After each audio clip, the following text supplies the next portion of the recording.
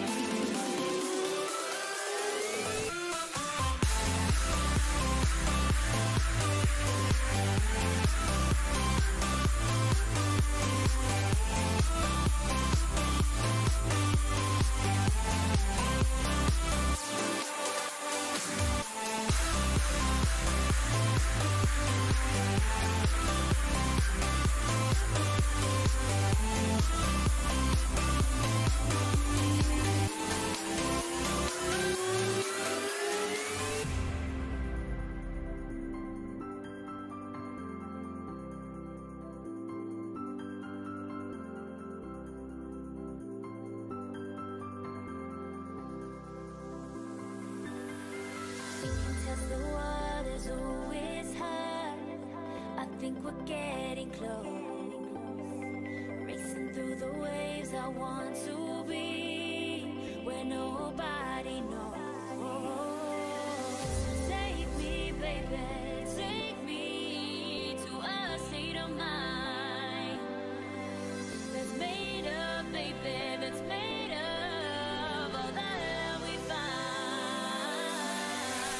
Electric, feel it in your head.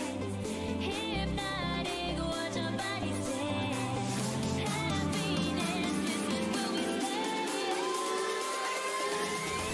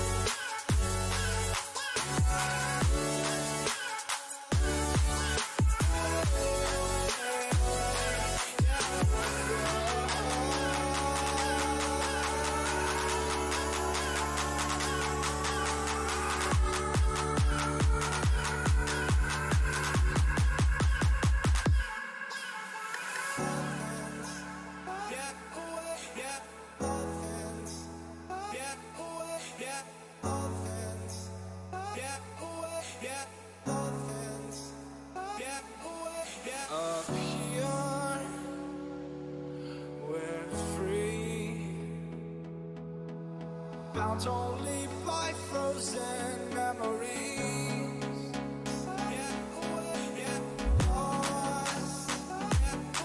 It's fine.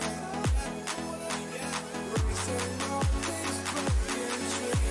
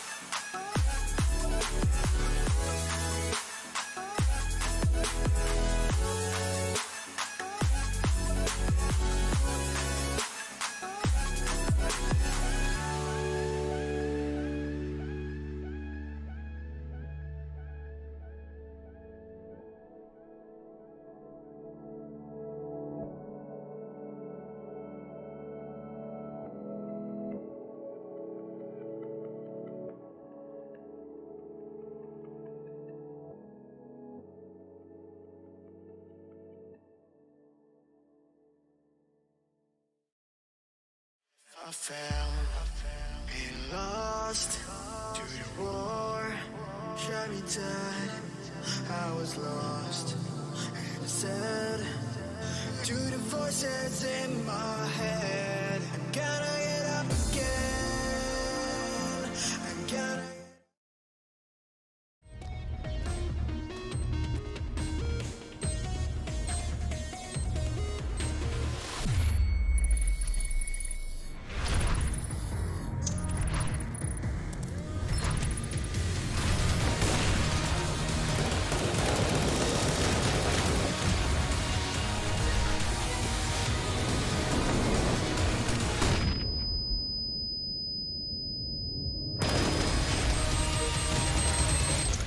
Counter-terrorists win. Loot.bet. Made for live betting.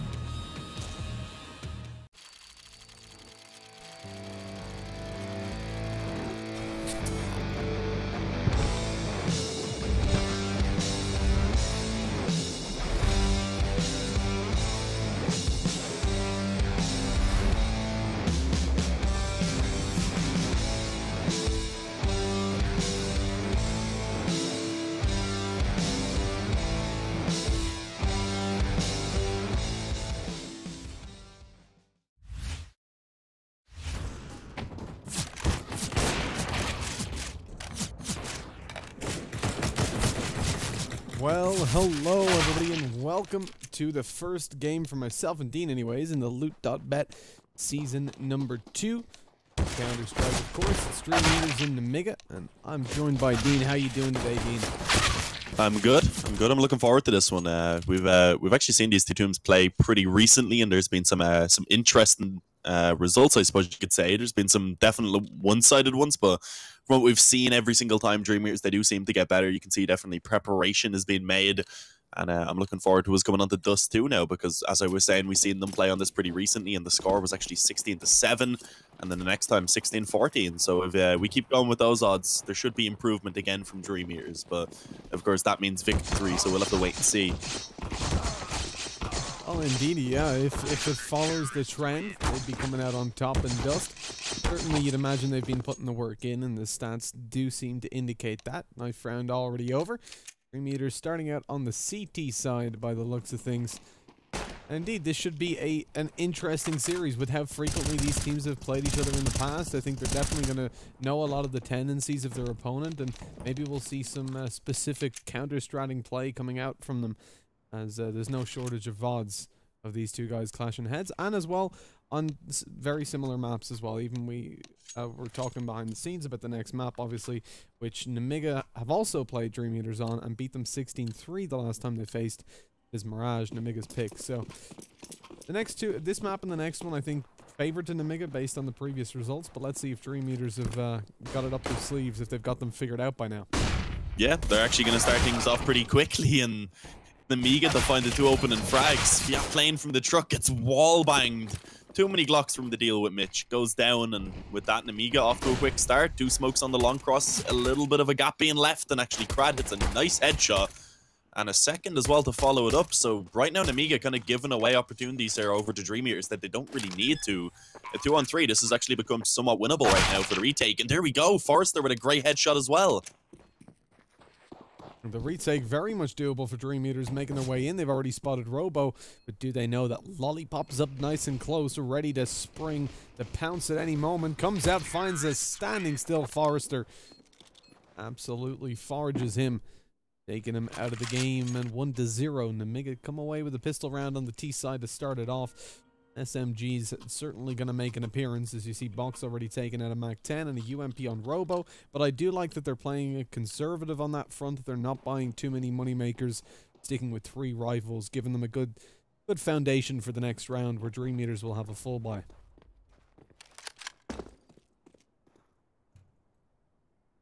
Yeah, not anything being upgraded, so we don't really expect much in this round at all to come in from DreamEaters, but they'll be looking for a couple of kills at least. They want to try and drop some of these weapons. As we said, Nemiga have gone for a pretty heavy rifle investment. As you've said many times in the past, what you like to see at max really is those 2 SMGs, and that's currently what's in play. It gives an opportunity for Box and Robo at least to try and build up some money. And then everyone else is going to play in the safe game where they can sit back and kind of ensure the round win with those rifles, and also ensure that they don't lose those weapons. Stay back far from the pistols. Take the favorite jewels for yourself, and that's exactly what happens. The A-bomb site with that now taken over, and as you can see, Crad, low HP, was an easy finish. Indeed. A clean enough round. I don't think Nemiga are going to be too worried about that. Box even going to be able to take out an AK-47 in this one. And as you can see, the AKs did quite a bit of damage. Lollipop in there with a quick double. So the 8K coming out for Box. It's only the 1 SMG carried over for Nemiga. Lots of the players still have money to reinvest if they lose this round, although you would expect that Bina's Lollipop is relatively low. It wouldn't be the easiest of rounds for them, but they should still be able to get an op out. Robo's 3.8k. So in this round, this is a big one for DreamEaters, but they do need to find 2 in a row before they face any free economy rounds. Certainly does make things a little bit more awkward for them coming into this. See, in a way, in terms of weaponry, they're not at a distinct disadvantage, but certainly with the lack of utility that's in play for them, it sets them up to be in a pretty difficult position overall. Kinky's going to burn heavily. 45 HP is that smoke just thrown away the second the Molotov came in, unfortunately. Wasn't able to keep himself on full HP. Yeah, he may be kinky, Mitch, but I don't think he's into getting his feet singed. My God. I don't know. It'd be a weird thing. But yeah, not ideal. They lost Crad, of course, in the meantime as well. So it is actually the man advantage for Nemiga to start off this gun round. I say start off, of course. The time is getting relatively low, and with that, they are actually being forced to push forward. Forrester with a decent chance there finds 1, but sadly the trade comes back in, of course. And now with that, Nemiga, they do have control of the bomb site, and I think really DreamEaters are forced into calling for the save.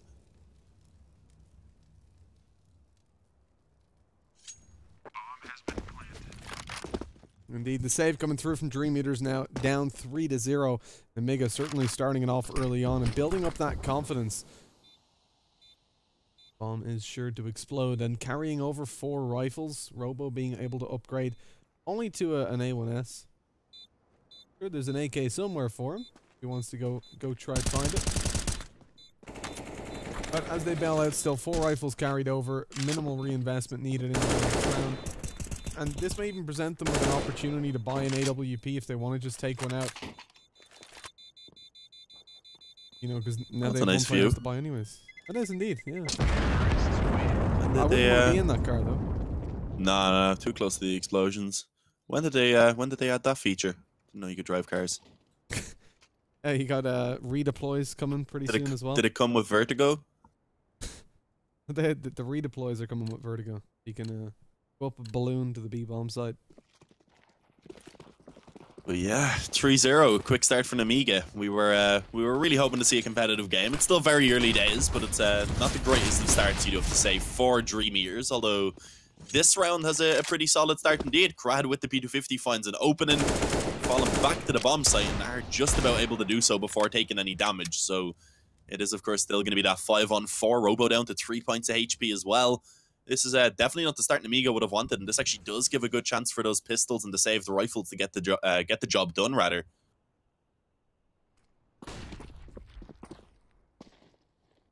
It's an opportunity. Still going to be a long shot for them, especially as they stack up towards the A-bomb site. You can see Nemiga clearly starting a rotation, leaving one player towards the top and middle, the rest coming in through the T-spawn to tunnels, where a B hit is sure to ensue.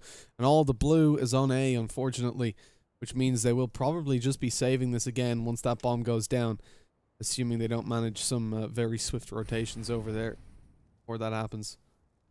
With mid being cut off as well, even if they do try to rotate. Because you'll probably send the pistols in for this one, right? Forrester and Crad try to get something done, but down goes Kinky. That puts us in an awkward spot because one of the rifles is already removed from play.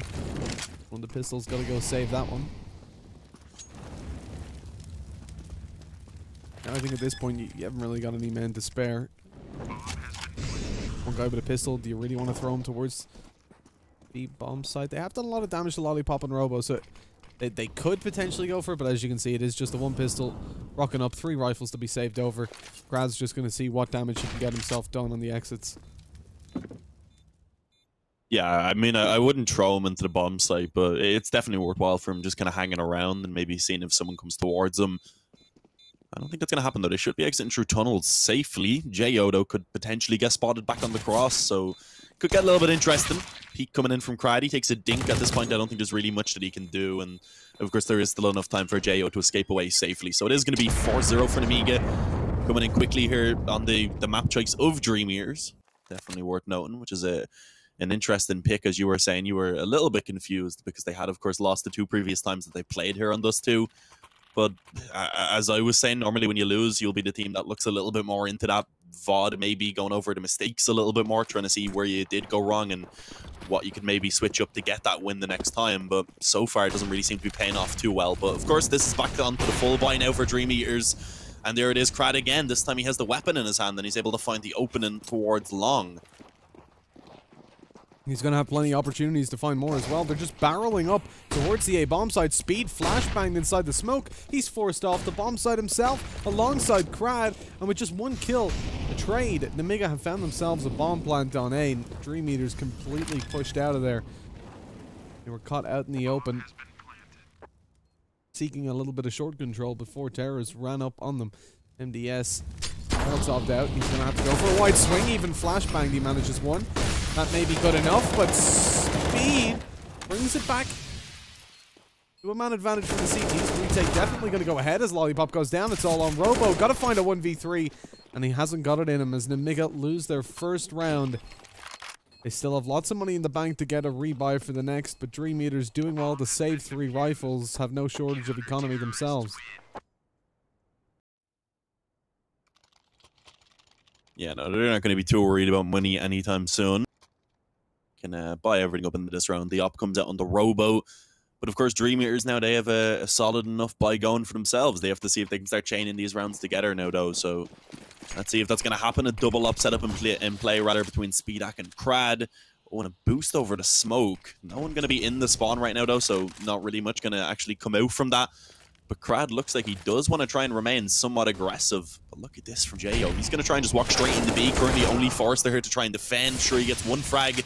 But of course, that means the bomb site easily being taken with that 1-for-1 trade.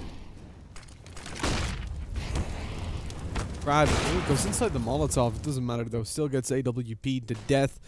As DreamEaters now locked out of B with a man disadvantage. Again, have to contemplate where their economy's at. Well, they'll be able to get a full buy for the next round.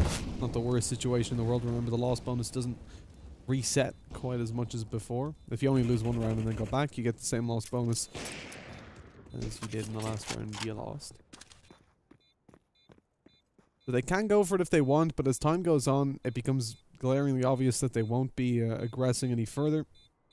They're going to be saving 3 rifles to the next round, which I think, all things considered, is probably the better decision. They didn't deal a whole lot of damage in that round. They had a man disadvantage. It's the B bomb site retake, so it's definitely not ideal. Sure, you have the kits, but with the double op setup in play, do you really want to be trying to enter such a close range and just precarious bomb site to peak a bit at a time? Frag leader coming up on your screens. MDS. 5 on the board right now, which just speaks to how much of a well-rounded performance we're seeing out of this T side.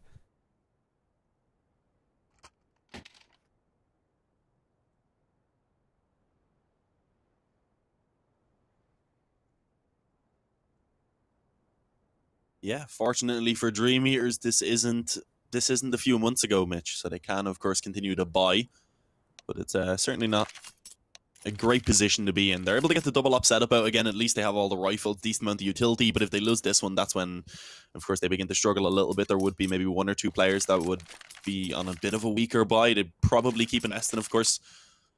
But right now, Nemiga looking strong. And again, with Mirage coming up next, you do definitely have to fear for DreamEaters somewhat. When the last time these two teams played on Mirage, it was 16-3. A very convincing victory for Nemiga.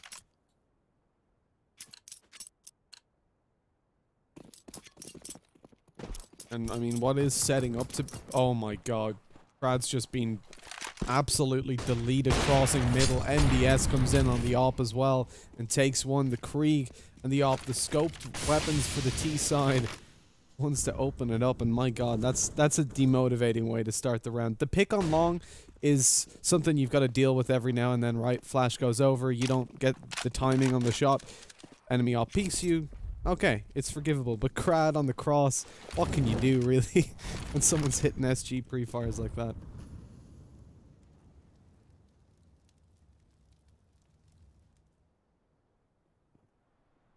Yeah, there's not really much you can do. I haven't really seen that happen before. Forrester, though, decent position, a little bit of an awkward spray. That makes things a lot more awkward when he realizes there is 3 more players right around the corner. Sviat trying to push through and see if he can be the hero that they needed, but sadly, he wasn't able to step up to the task, leaving, of course, only Kinky now. He is currently coming around in through the spawn towards tunnels, but with the bomb just about to be planted, I don't really think there's much that he can do here, Mitch. He may just want to consider saving. He can give that AUG over then to ensure that his teammates will have full utility in the next round. It's Forrester who could really do it a drop in order to really maximize his buy, so I think that is really the decision he's come to.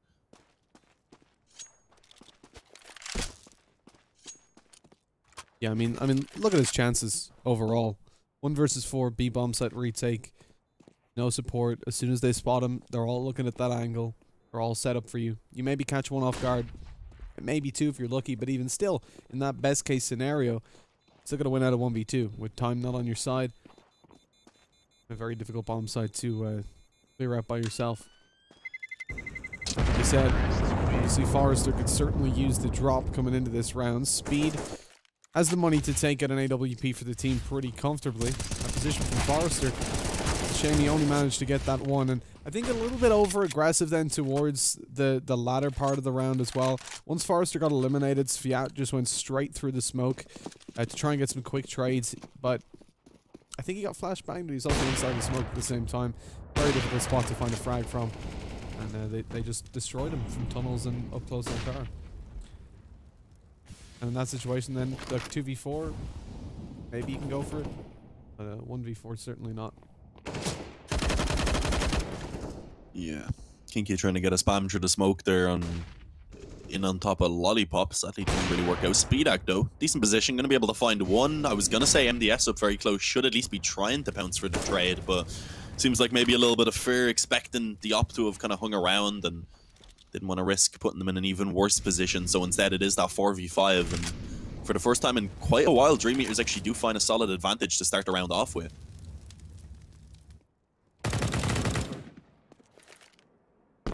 Didn't last too long though, did it, Mitch? No, not at all. But like DreamEaters, although they're a man behind at this point, well, traded down 4-4, which is still a pretty terrible situation for the CT side, because you still got to defend against what is a significant push, but with a much weaker defense all in all. It prompts them into play a little bit more of an aggressive style. Kinky pushes long, gets down middle. He's going to be spotted by Robo, and Robo ready for it. Takes him down with the AWP. Now with the man advantage in play, Nemiga are back on top, back on form, and they're making their way towards the A bomb side. I think their reads have been really good. They're constantly going to, like, they're poking out the sites early on. They're deciding where they want to go for things, and it's almost always the bomb site where DreamEaters have the weaker defense. Now, how many times have they just walked onto a bomb site where there's been nobody? Yeah, quite a lot. Like that time, they, as you said, they had a great raid. There was 2 players on B to 1 in mid. They were able to even drop a player into CT to cut off that rotation and pretty much put a stop to it before those 2 players could leave the B bomb site. And as you can see, bomb was planted, the frags came in. Nemiga now leading 7-1. and a position here where DreamEaters, they can, I guess, get a buy. It's only really Crad who's a little bit lower on money, but as you would expect at this point, being down 7-1, DreamEaters have gone ahead and called in that tactical pause. They want to try and discuss what's going wrong and what they can do to switch it up.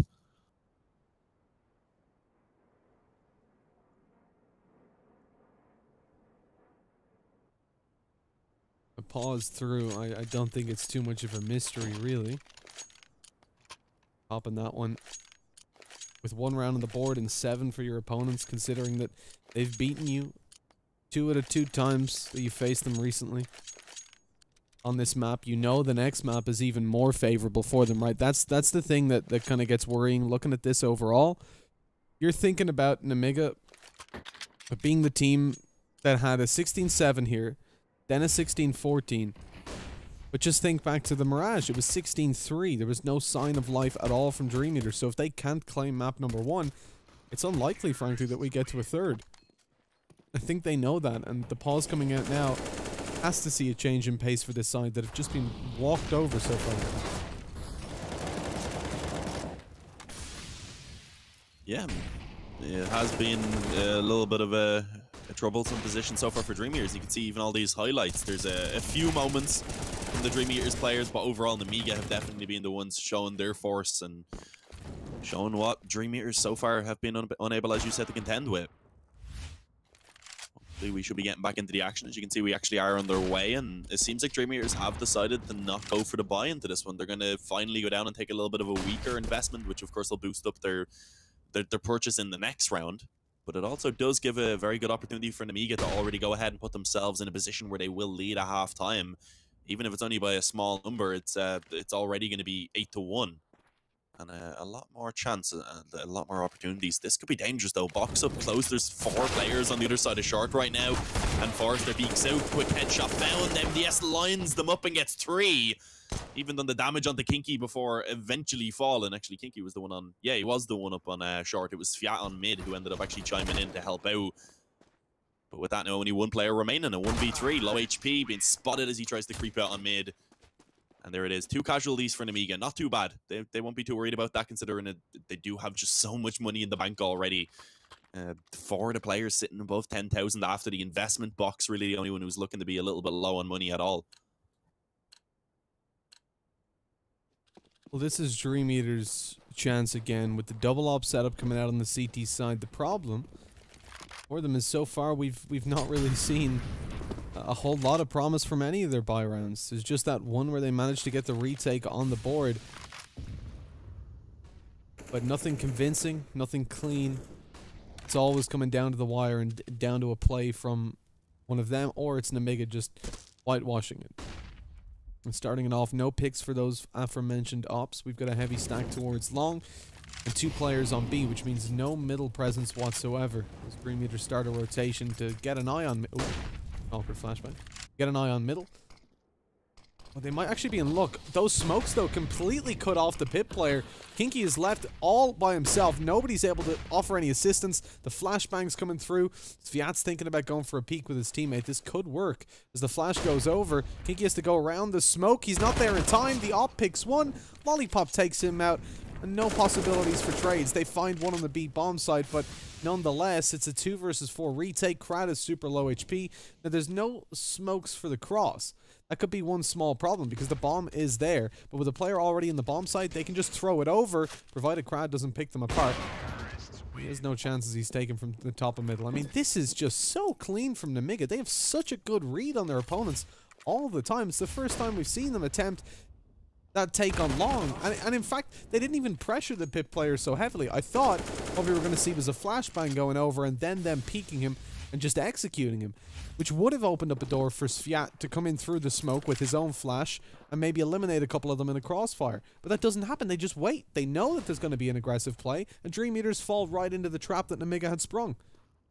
Yeah, exactly, Mitch. I guess what you could say was he got kind of antsy in the pit and was wondering what was going on, took that peek and went down to the boost. That's exactly what Nemiga were hoping for, and yeah, of course, worked out pretty well for them. This round, though, there is a bit of an opportunity right now. DreamEaters have actually been able to shut down that initial short aggression in the process, dropping a couple of weapons, but of course, sadly, not been able to pick anything up as of yet. They actually dropped on mid, so I don't think they will be retrievable anytime soon, meaning they are likely just going to be stuck onto these pistols for the rest of the round.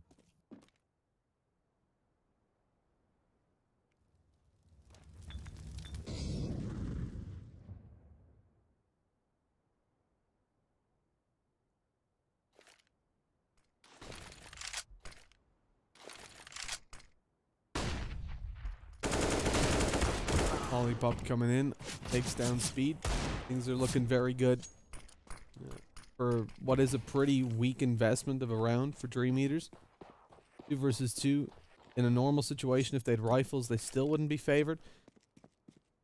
And you see, if it was earlier on, you're talking about getting the damage done, right? That's where you're really seeing significant results. But with 16k on some players at this point, well, DreamEaters, it's just not enough to be finding damage. They need to be finding the victories, and with essentially 10 to 1 clocked up, if they lose this round here, there's no chance that Forrester really goes for a save. He's going to go for it, but taken down by the AWP of Robo. And this is turning into a staggeringly one-sided game. I mean, Nemiga doing such a good job right now of shutting down their opponents. His domination is certainly on the board, and there's Lollipop. He's been a kill leader from the start. He was tied when we saw him DS up a little bit earlier. 12 kills on the board so far, but again, a very well-rounded performance for these guys, averaging around that 10 kill mark for 4 players. I really like that kind of view they had while the stats were coming up. Very nice one. Gets them running out of spawn, no UI, just nice and clean. Gives you the info you need. But look at this from Kinky. He's actually walking up mid right now. Box on the other side, but he takes out the flash. Could get caught off guard. But Box just about manages to get the AK back in hands. And in the end, does just about win out the fight. 8 HP is what he survives on. But either way, Nemiga are happy with that man advantage to be found early on.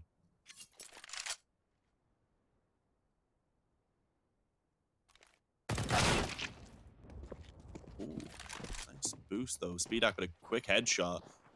They have had to have given up long control in the process, though, which is a bit of a problem. But they have no setup for it. They've got the AUG and the OP to try and defend, and they're going to peek before the smoke goes down. That's 1 kill for Sviat before eventually being traded. The question is now, can Nemiga actually make their way over to the bomb site? They have a man disadvantage, and also, of course, they are running low on utility. A flash and a Molotov, all that they have remaining.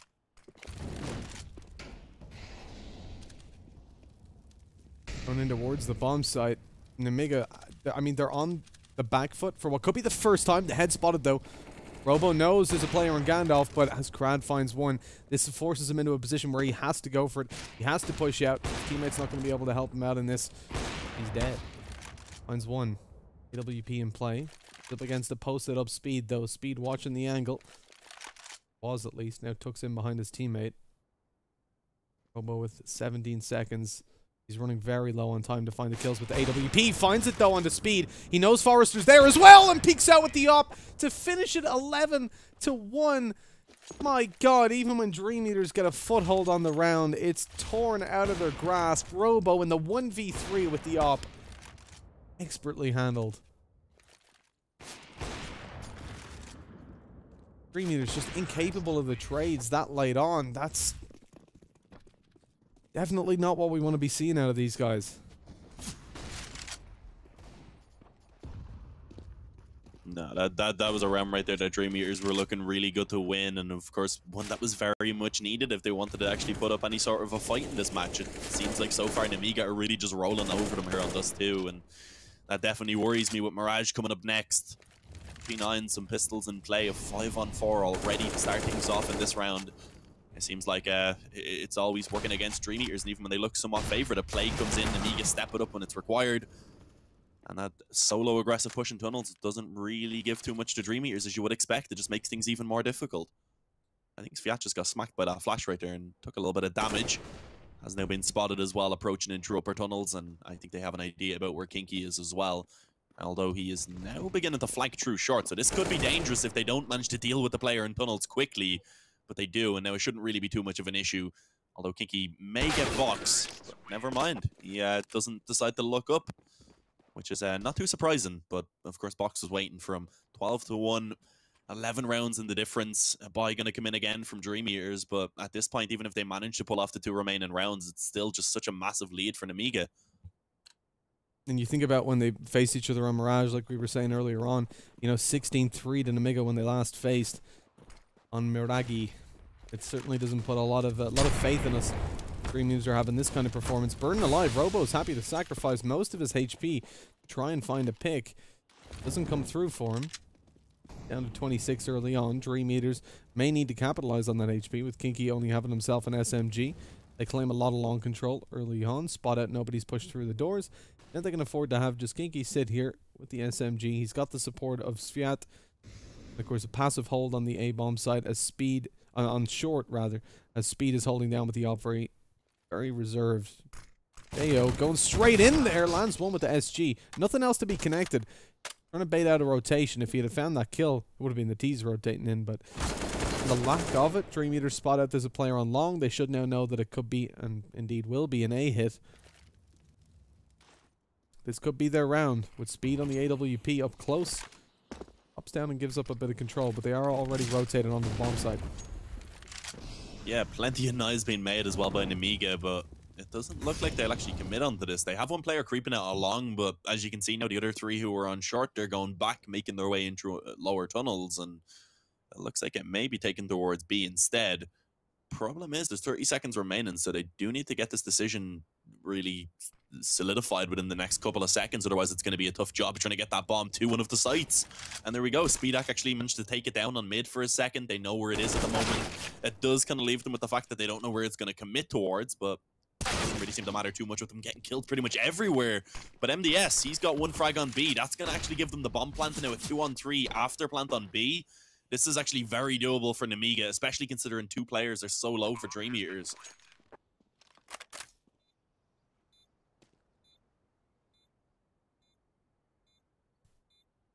That pick on B was the important one. It's the one they were really looking for. You know, got the 2 versus 3. Certainly one that DreamEaters are going to commit to. They have no choice really with so few rounds on the board. MDS peeking window, but then going over towards the tunnels every now and then. There it is. They both peek tunnels. They both find kills. They know Sviat's coming in from middle. With low HP, he's not long for this world at all. 13-1. What an absolutely amazing performance from Nemiga to start things off. With 1 round left to contest for. I mean, hell, if DreamEaters won the previous round and this, we still wouldn't be anywhere near favoring them. But with the potential and indeed the probability for 14 rounds on the board for Nemiga, you can see it in the odds coming up on your screen for Loot.bet. 1.01 for Nemiga. That's how convincing this Dust T side has been.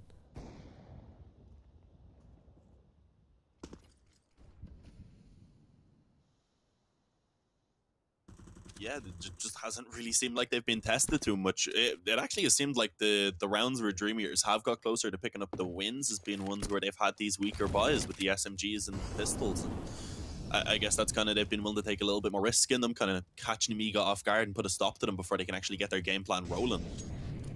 Which so far has kind of been just go for that standard default and then play based on the reads that you have, because their reads have been so good. We of course touched on that earlier on, and I feel like it's still been the case as we've gone into this game even further.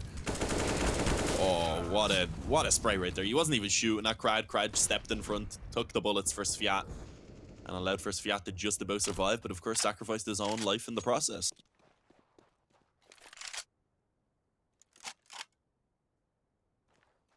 Sacrificing his own life was MDS as well, essentially, inside that molly.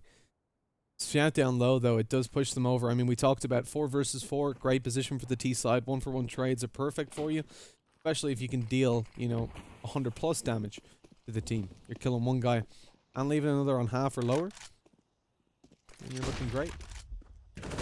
Robo. AWP on truck, or car rather. Not going to be finding anything just yet. Takes out a P250. He doesn't even need the big green gun. Kinky down to 28. Just aggresses forward with the MP9. Finds one and leaves Forrester all alone, unfortunately, in a 1v2. He takes away with the Molotov, giving away his position. So 14-1. Nemiga, I mean, Dean, you could say the pistol round's kind of important here. Kinda. If they don't win it, it's pretty much over. They'll be on a force buy with pistols in the round following it. And then, of course, at that point, Nemiga will be looking pretty solidified to just go ahead and close things out. But even with it, DreamEaters still just have such a long road ahead. They'll get the pistol, get the round probably off the back of it to take it up to 3 at least. But at that point, then they're going to have to go up against the gun round. And even if they take that one, they're barely putting a dent in that deficit that they have.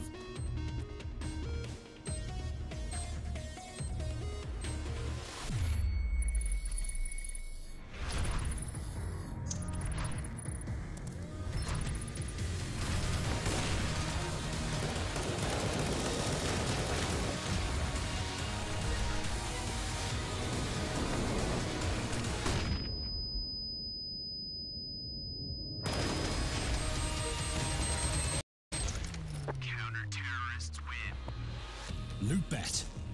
Made for live betting.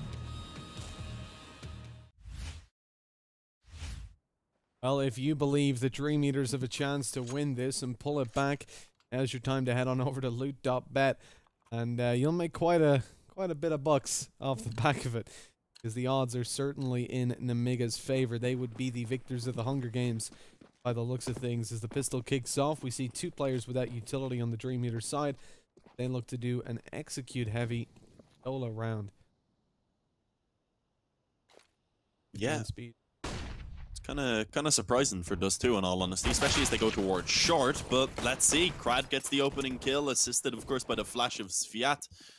And with that, now they have the advantage, and it looks like they're going to approach to A. I'm guessing that smoke probably going to be dropped here close on short, so the USPs can't spot them. But it's not actually the case. They decide to go and just see if they can connect these shots themselves, and so far they are. But Box, he hits one quick headshot. Sadly, that's all he's limited to, as he is going to be quickly traded, and with that now, a 2-on-4, DreamEaters in a good position to actually take this pistol. With the bomb planted, there's certainly no shortage of opportunities. They know exactly where the CTs are coming from as well. Bayo still able to walk away with an opening kill. Oh, this is getting dangerous now. Down went Krad, but we'll be in last alive. 1,000. Look for the long range. Reloading in the open. Not a good idea. 14-2. Pistol goes the way of DreamEaters, a round that they've really needed. I would be surprised if Nemiga force buy here. They have a very strong buy coming for them in the next round. A force here, I mean, it's not like they need to win this round, right? They give over 14-3. Hell, if they even lose the first couple gun rounds, it doesn't matter. They're still going to be massively favored. Yeah, Jo just got wrecked, but as you were saying, it's not really too big of a deal. They have gone for the eco in this one. They have a nade at least in play, a P250 being upgraded for MDS as well. But I'd like to see them maybe even consider taking the eco in this next round as well. Maybe just get a few pistols, try and keep the economy low for DreamEaters, and then get the best buy possible going into round number 19. Because of course, but if they even just pick up one gun round, then they're already sitting on map point, and they have that security, so...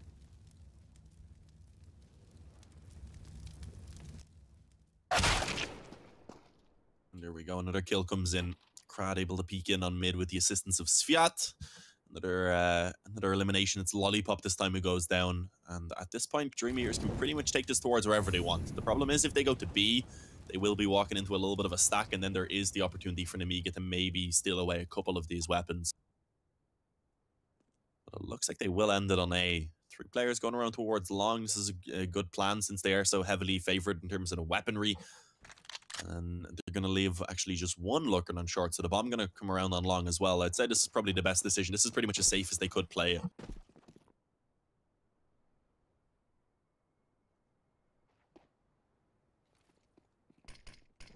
DreamEaters, see the thing is, right, if Nemiga go for a buy in the next round, a full buy, they have a bit of an opportunity in that there's going to be 2 kills carried forward, right?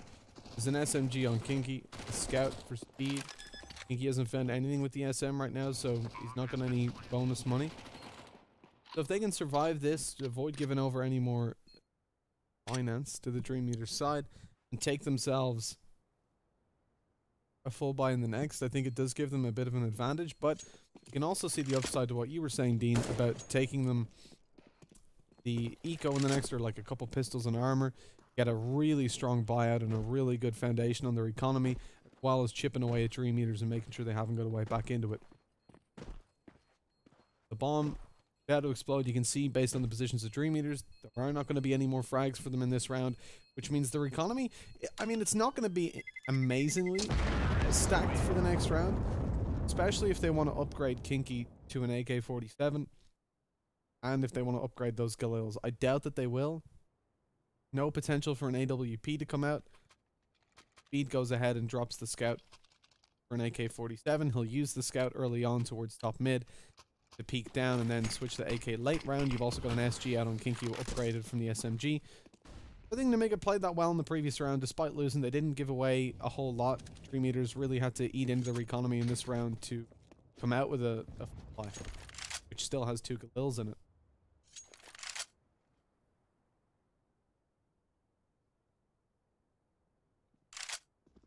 Let's see what the plan is for DreamEaters. Starting things off with a pretty standard default, nothing really too special. Just a couple players sitting towards top mid. I'm guessing they'll probably drop an smoke towards Xbox rather, but it seems like already with Crad kind of having the info that no one's peeking mid, they are willing to kind of just take that more silent approach. Don't make too much noise on the way. Don't telegraph exactly what you're doing.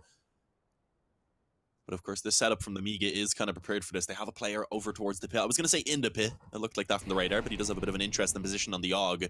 And of course, Jo being the one that's trusted towards the A-bomb site, as there is actually a bit of a B stack coming in for Nemiga. So I like this. They're taking a gamble. They're in a position where they can afford to take these gambles. If we do see DreamEaters go B, then they're going to walk into 3 players and have a very difficult time. And if they go A, then of course there's still a chance for those couple players to try and get a few frags.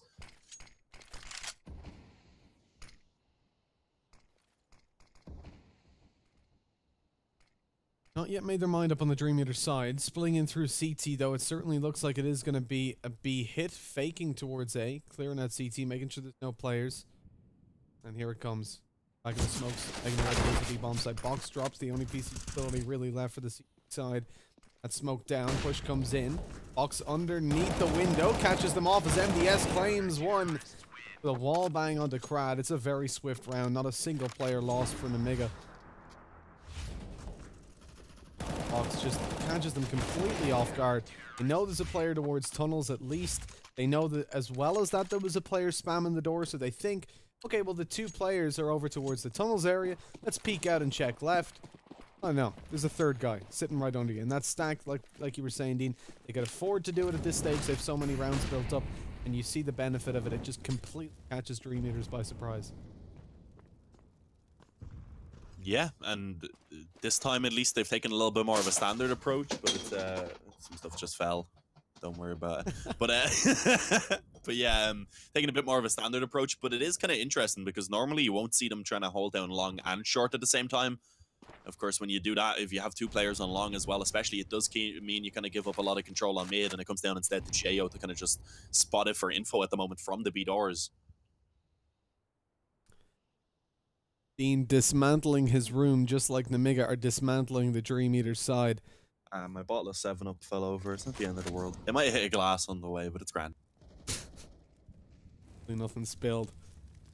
I once spilled. There was nothing in the glass, don't worry. I once spilled a pint of Fanta on my keyboard 2 days in a row. Oh, Jesus. 2 days in a row, like literally. my friend James dropped the full can of Monster directly down the open fan on the top of his PC case. And it didn't break anything. Oh, really? Okay. Yeah. Fair enough. Well, look, Speed coming out for the peak. This is dangerous, but he lands it with the deagle. It's on these pistol kind of plays that you get the more sporadic plays overall. Talking about sporadic, Robo finds one. MDS on a double on the B bomb site. What can you do about that? DreamEaters, 1 with low HP, and they're on a man disadvantage. Bomb still not down. 20 seconds on the clock. 2 flashbangs in play in a smoke as the CTs come in for a retake, but it's not even a retake just yet. They're retaking the bomb site. They don't have to get a defuse. Well, now they do. Forrester takes 1, but he's down immediately. Peeked from door, 2 in window. Chloe finds 1. The round ultimately goes to Nemiga. It's a very, very convincing scoreline for them all in all. 4 JOs at the end of the game. Win, I think, really is the only way you can put that for Nemiga. And of course, a 16-3 here. The last time these 2 teams played on Mirage, it was 16-3 for Nemiga. So you definitely do have to be worried for DreamEaters going into the second map of this best of 3 now. And it looks like it definitely could be that 2-0 if we don't see DreamEaters step it up massively.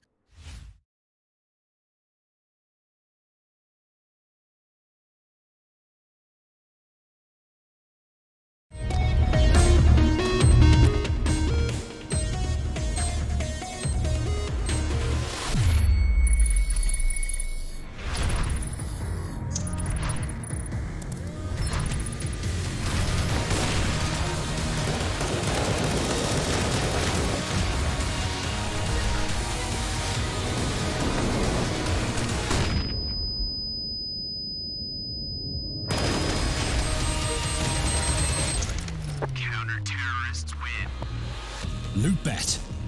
Made for live betting.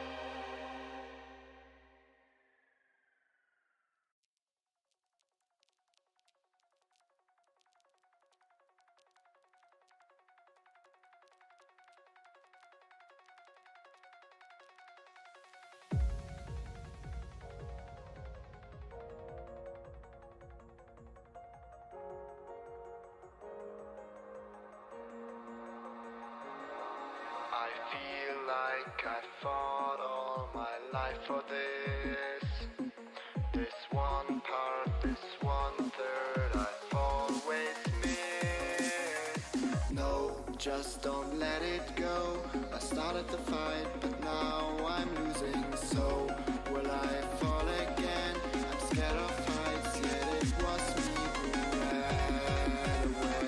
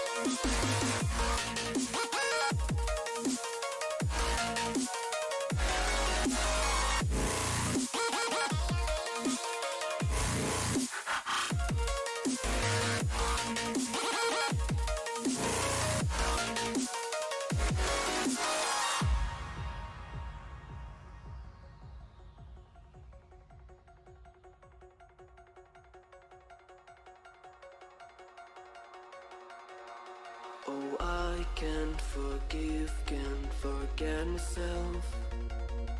The peace that I'm missing, it kills me inside.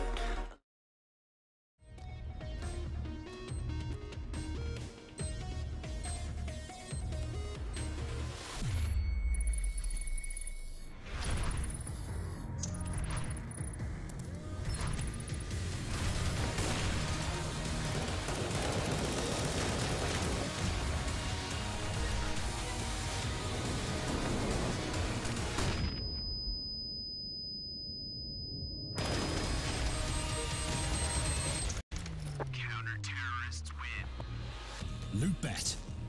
Made for live betting.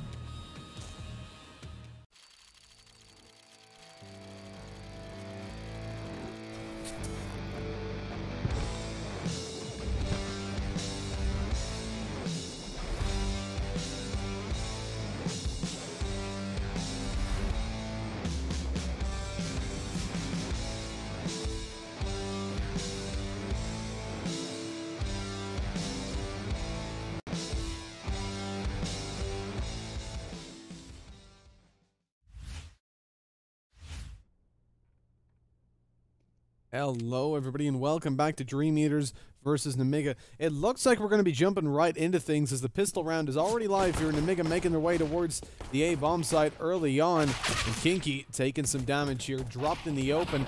Down below wood, nobody's going to be staying alive. Sent to the grave, as with all 5 players left alive, the bomb plant goes on the A bomb site, leaving the 2 DreamEaters remaining players, even with a kit, to go for what appears to be a save. Not going to be allowed though, as Robo continues to aggress on short. Finds the information that Forrester is there as well, and he'll be hunted down directly afterwards. 1-0 as Nemiga take a very early lead. My name is Mitch. Whoa, what happened there? My name is Mitch, and I'm joined by Dean. We're going to be taking you through this map. We took you through the last one. There wasn't a whole lot to talk about though, as it was 16-3. Yeah, and this map, I think, is another one that definitely could be one-sided in favor of Nemiga. I'm, of course, hoping that it won't be, but we've seen, I believe it was actually just yesterday that these 2 teams faced off on Mirage, with it being that 16-3 scoreline for Nemiga, so definitely some worry. And Lollipop just cleans up immediately. 3 quick kills coming in. Robo chimes in with 1 as well to take down Crad. And with that, it leaves, of course, only Speedak. It was a full eco, so we didn't really expect a lot to come in from DreamEaters, but they would have liked at least a little bit of damage, maybe 1 weapon being dropped. But sadly, that's not going to happen. 2-0 for Nemiga to start things off, and DreamEaters now they're going to be coming onto the bye. They should get an op on the Speedak. I think it may have to be glass cannon, so they do end up deciding against it and deciding the AUG is a better selection, and I guess it probably is. Still has the long range capability, of course. Recall that the last time these teams played, I don't know what's happening to me today, Nemiga won 16-3, and on the back of a very convincing previous map, we're not looking terribly favored towards the DreamEaters side right now. Already 1-0 down in the series, indeed, with a 16-3 on the previous map. The side for Nemiga being played as a bonus round. This should be one that DreamEaters walk away with. They have 5 rifles up against 3 MAC-10s and 2 AKs. Utility being thrown towards middle, indeed towards short. Going to be landing there as they take early lower mid control, come up through connector as well. DreamEaters starting a rotation. This could be a little bit awkward because they can't get in through jungle without being spotted. They have to break the vents as they come on through. Trades to go down early on, but they're aware there's a player towards Underwood. The Molotov forces him in the open and Crad's eliminated. The CT player returns a kill though. So into a 3 versus 2. Still, Nemiga managing to pull the situation into a relatively favorable spot considering the amount of SMGs in favor. How does Box win that fight? Long range with a MAC-10, drops a rifle, and the B bomb site is open into a 2 versus 2. The bomb to be reaching B relatively soon as well. This is going to be a difficult retake for DreamEaters. They should have had a much easier time in this round. Yeah, but it is, of course, going to take still another couple of seconds for that bomb to actually get planted on this site. So gives a little bit of time for DreamEaters to begin to rotate at least, and you can see that is the case. It is Fia who moves up towards Kitchen, but they don't have a defuse kit, so it is going to be, of course, a very difficult retake coming in. The B-bomb site, so many angles to clear out as you try and move in. Both players actually going to be coming in from Kitchen as well, meaning this setup right now for Nemiga is very solid. They can work off of each other once the contact is made. And there you can see already info being found. Sfiash showing his position at the door. Jumping out through the window is Kinky, but he's going to be taken down and dealt with quickly. And Robo chimes in with a headshot of his own. 3-0 for Nemiga. They managed to pull it back from what was looking to be a pretty tough position. That Mach 10 kill towards B being perhaps the most important of the entire round.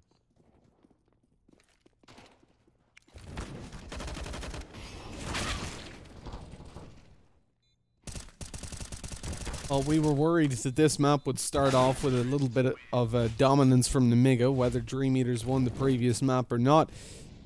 And with the confidence in their back pocket, you're definitely seeing Nemiga stunting on their opponents. Forrester's got in the open, Deagle in hand, not going to be able to really aggress too much further. Already lit down low, his teammates come in to help, but they're not able to provide any assistance. A very swift round developing. With the Deagles purchased up for DreamEaters, yet to find all too much damage, and potentially 5 players left alive for Nemiga. That would not be an ideal situation for them on the CT side to allow the T's to build up a strong economy. I mean, it's already happened, right? A strong economy is already present. Don't let it be prevalent throughout the half. Start doing some damage eventually, but it won't be in this round. And just look at the money for Nemiga now.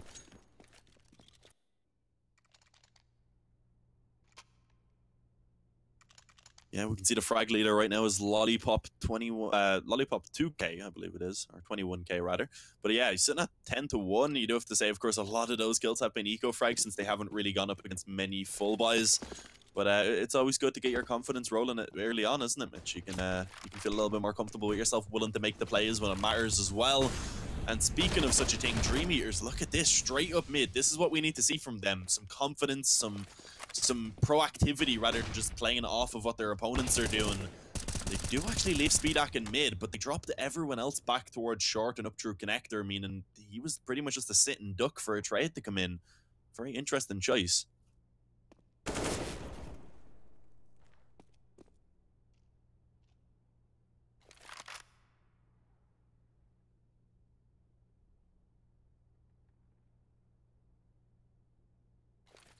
It seems like, you know, the one thing that we haven't seen from DreamEaters outside of a pistol round is a convincing round for them.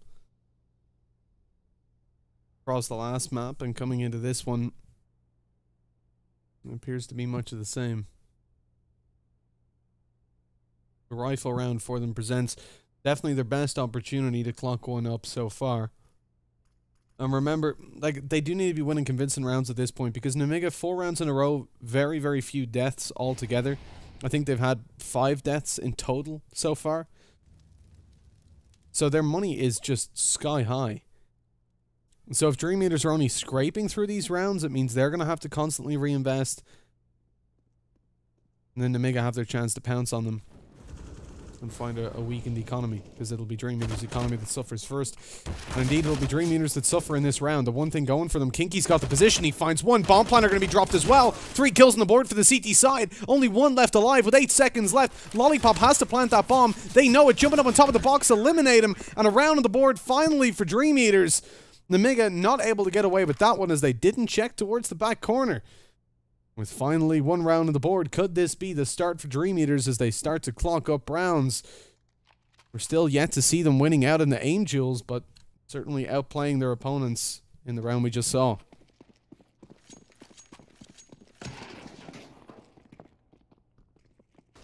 Yeah, of course, as we had said, though, before, Nemiga had already built up a pretty solid economy for themselves, so they're not going to be too worried at the moment. They're still in a good position. It's all about grinding those rounds out on the T side. And they, of course, will be looking to try and return it pretty quickly with a round of their own, preparing for an A execute already. This is a bit of a different paced play. We haven't really seen them do this. So far, they really focused on the mid control. And you can see, of course, up against the CT side with utility, after they do go for that execute, they're slowed down massively by the nades. They're going to only now actually be pushing forward. Their smokes are beginning to somewhat fade. But as you can see, the opening kill still comes into their favor. Trades back and forth up to this point, now being a 3 versus 3. And the drop from Sviat into Sandwich is absolutely perfect. He's able to find the back of Jo. Suddenly it's a 3-on-2, leaving Robo and Lollipop to try and save the round. Do have Sviat kind of pinned in Sandwich. Yeah, that's a bit of an issue for him. Tries to take the peek. The kind of fake reload by Lollipop worked out for him. And honestly, I'm surprised Speedak didn't get a couple shots off there on Robo. The smoke had just begun to fade and somehow didn't manage to spot him out perfectly. I don't think they'll expect another player up close on the bomb site though, because they've spotted the one back in the CT spawn, so I'm not too sure. They definitely do suspect a rotation though to have already come in. Whether he's up close or in jungle, they don't really care. They're going to make their way towards the B bomb side to get the bomb down, and DreamEaters completely stuck in their positions. They gamble on this being a fake, being a push towards A eventually. As time goes down, they start to realize that that's quite probably not the case. 8 seconds. Plant has to come in. Robo's support is a little bit behind. They push out. They're going to drop him. The bomb goes down. What? It's actually managed to be planted, leaving Lollipop in a 1 versus 2. The bomb for him, though, in the apartments, very exposed, low HP. Waiting for a peek to come through. He knows the player's towards the back right side of the site, so he's waiting for that player to reveal himself, and it's about to happen. Nade goes down, spots one on the bench, but he's taken down. And DreamEaters, I feel like what they did really well in that round was when Nemiga threw their smokes over, they used them to their advantage. Speed danced around one of them and took down Box. They constantly used them for cover after going out for the peaks. It was hard for Nemiga to find the follow-up kills or the trades. The spacing wasn't quite there. And I think maybe the T side taking things at a bit more of a relaxed pace as they went out for that. A little bit less structure on their execute all in all. The smokes and stuff were fine, but in terms of the spacing when they were actually going out and assuring that they could go for the trades, perhaps setting into their ways of, I mean, so far they've been able to rely on individuality in the previous map. It worked out very well for them. But now DreamEaters showing us a little bit more structure and a little bit more awareness here on Mirage. They've certainly used the downtime between the maps to collect themselves. Yeah, there definitely is improvement to be seen already. Can they keep it up though, and can they actually bring it up to a position where they can pull off a CD side they can be happy with? That's the question. They'll be looking to bring it up to probably around 9 rounds or so at least, which is definitely doable. But Kinky right now looks like he's going to be under a lot of pressure in connector. If one flash is thrown in as the smoke begins to fade, he could be under, he could be in a lot of trouble rather. And you can see, I think he realizes that, falls back just before it goes away, doesn't want to risk getting taken down. And with that now, a minute remaining, Nemiga, they've got some control on mid. But overall, they're still just kind of sitting on this default with 55 seconds remaining, and they're definitely going to have to make a decision soon about where they want to try and bring that bomb.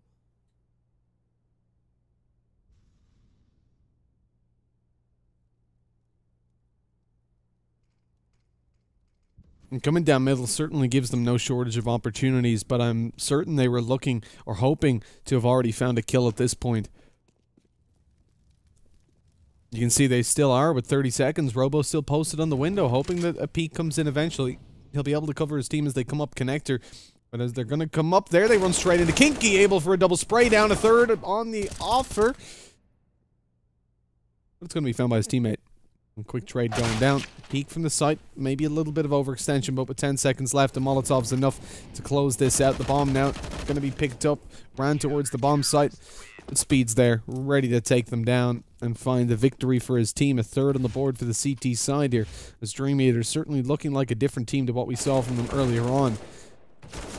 Kinky sadly not able to find that third kill, but played out well by his teammate Krad, who went in there for the trade. And the time, of course, working perfectly in their favor. Yeah, a great hold right there coming in by DreamEaters, and finally they're beginning to run that money down for Nemiga. You can see coming into this one there is some weaknesses in the buy. A Mac 10 and a P250 for Robo. He's not able to get a rifle or really anything too great at all.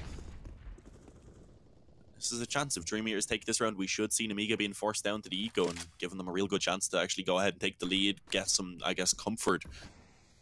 And a little bit of security, realizing that they have really begun to build themselves up a decent performance. And there we go, Sviat able to catch the window boost.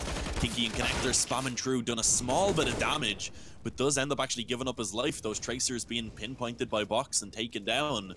And now the 4-on-3, Sviat doing his best, but again, the trade. It's just so hectic right now towards this A-bomb site, and I don't think Crad realizes Lollipop is up so close. Taken down, and with that, so does the A-bomb site. It falls. 2-on-2 now. The bomb, it is of course still in an awkward position, and with Speedak catching rather that aggression into the CT spawn, things continue to just kind of go so chaotic. Oh, Jo, he wanted to go into the CT spawn. I think he heard the steps though, but it doesn't matter. Re-peeks in and eventually gets taken down, making his position known, of course, with that reload. That was such a crazy round, Mitch. Indeed it was. I mean, things just swinging back and forth. You never know which way these kind of rounds are going to go, but DreamEaters are certainly the ones that are inching it out, slowly but surely. Their economy's still down very low. This is the thing, right? Nemiga are making them reinvest into almost every round, but here, they should have their chance. Couple Deagles, 2 P250s in play for Nemiga. They've got armor as well. Very, very little utility. So this is Nemiga's, or DreamEater rather, DreamEater's chance to build up some economy. Avoid losing too many weapons. They've got an SMG on Kinky as well, so he could find some nice little bit of bonus money for himself. Early on, Nemiga's certainly taking it slow. I think they want to fake out an A hit with the bomb still towards B, starting to inch forward in the apartments. They're hoping that they gather rotations, and indeed they do. Forrester went towards the window for a second. Towards B. It is a curious Forrester. He believes they're here somewhere. You can see, just something doesn't feel right about this A hit. They know they have pistols. They haven't rushed. Haven't full pushed the site yet. The CT side's starting to get a bit angsty. I think at this point the read is pretty obvious. Oh, Forrester jumps off the bomb site just the wrong time. He's been spotted. The bomb can't be planted though, because there's only one player alive on the bomb site. As soon as he commits to it, those two are just going to trade him out of it instantly. And hold on. 2 Deagle kills go down. Nemiga start to pull it back a little bit, but Jo left in a 1 versus 3. Shouldn't be finding too much more. Crowd up close behind him. Catches the flank, catches the back side of him. Puts it 5-4. DreamEaters in the lead for the first time since this best of 3 began.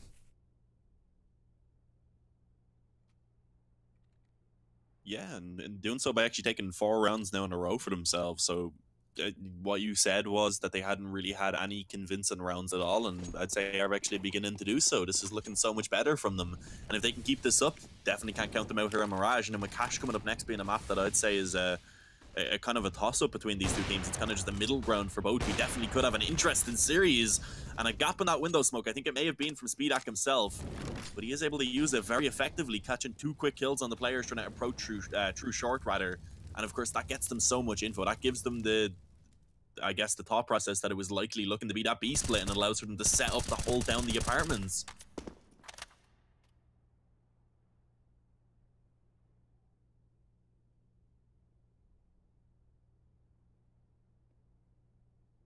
DreamEaters are looking so much better. I mean, what's most surprising about it is just how Nemiga had such an easy time last time they played here. And now on 6-4, especially considering the last map being so favored towards the current T side. I mean, it's a complete turnaround on what we expected. Speed getting a lot of work done with the AWP. And now I think a lot of pressure starts to build on Nemiga to kind of show that this isn't just wasn't just a once-off affair on the previous map. They are on their T side, but things are starting to really pull back to where you could almost start to favor DreamEaters pretty soon. Considering this round should result in a victory for them as well. Nemiga coming in with 2 SMGs and pistols. But this time they're stacking up towards B with the whole team. After the success of the previous round, Forrester in a position that may play a pivotal role. They're going to be baited in by the AWP as Forrester catches one off guard. Now his position known though, and up close they should be able to deal with him pretty easily and eventually taking him down, but the AWP still survives on the bomb site. USP out, finds the kill to keep himself alive and in it. And 7-4. Here's Nemiga's full buy, the dangerous one. But they kind of need to win this round and start to close that gap back in. Yeah, as I said, they're a confident team on Mirage. Nemiga are, and it's all about kind of grinding those rounds out. If they can bring it up to 6 even on the T side, I think they'd be pretty happy with that. But oh, apologies, my voice also failing on me, Mitch. It's not just you today. We're both hitting puberty mid-cast apparently. Are you 21 yet, Mitch? I am indeed. You are 21. Okay. When was your birthday? Happy, really late birthday, I suppose. It was in January. I'm pretty sure you said happy birthday to me on my birthday. Probably. But you're just not that memorable, Mitch. Oh. But yeah, 4-on-3, make that a 3-on-3 now. The XQ coming in, it's again very chaotic. This side of the map has been a bit of trouble so far, you could say, for Nemiga since they've started trying to favor us somewhat.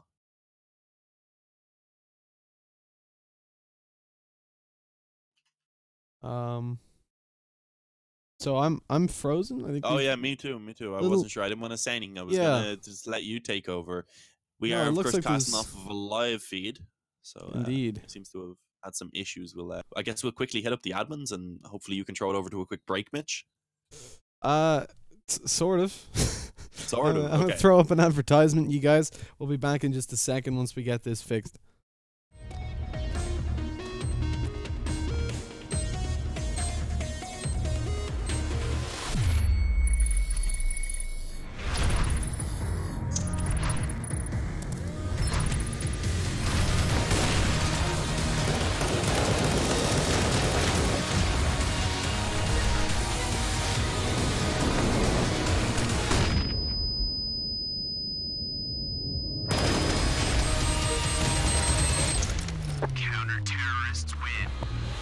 Loot.bet.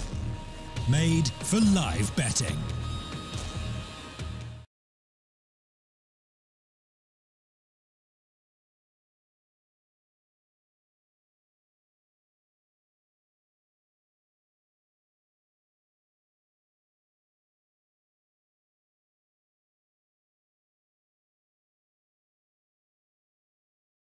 Alright guys, we're just getting the admins to sort this out as we speak. So we should be back into the action very, very soon. Until then, we are going to have to throw this to a very quick break. And like I said, we'll be back as soon as we physically can be. My apologies for that.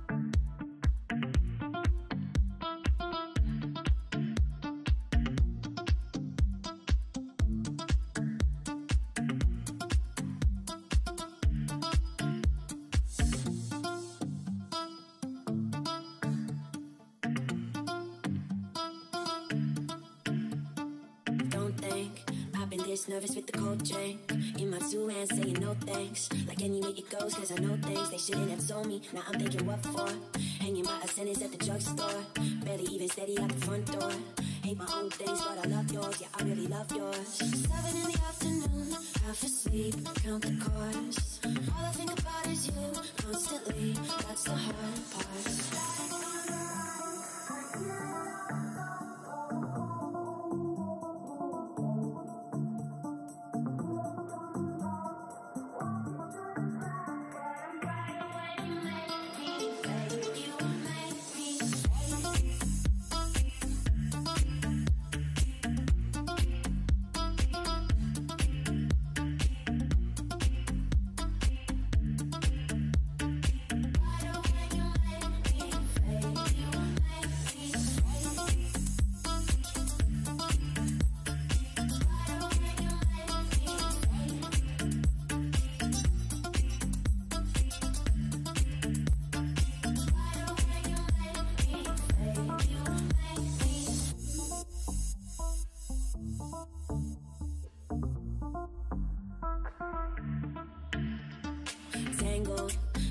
myself waking in the same clothes, shaking from my temple to my ankles. Sunny, but I need another raincoat. Waiting by a payphone, finally I coughed up some awful information that I thought of.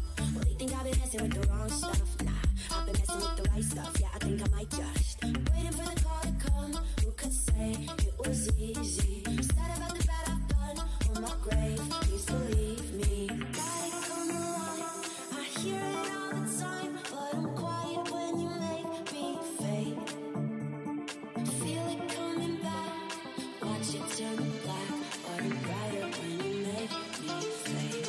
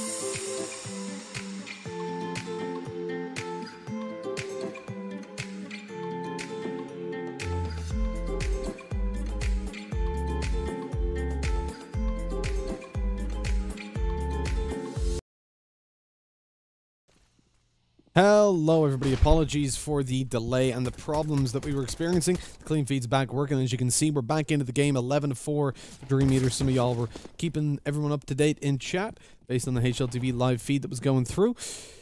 And as we see, Nemiga starting it off well on the pistol round. They've come from behind though, DreamEaters, in this series altogether. This is a completely different team to what we saw on the last map. But this pistol round, by the looks of things, will be going to Nemiga with 3 HP left. Sviat has got a lot of work to do with that Glock, and sadly not able to make anything work. It is 11-5.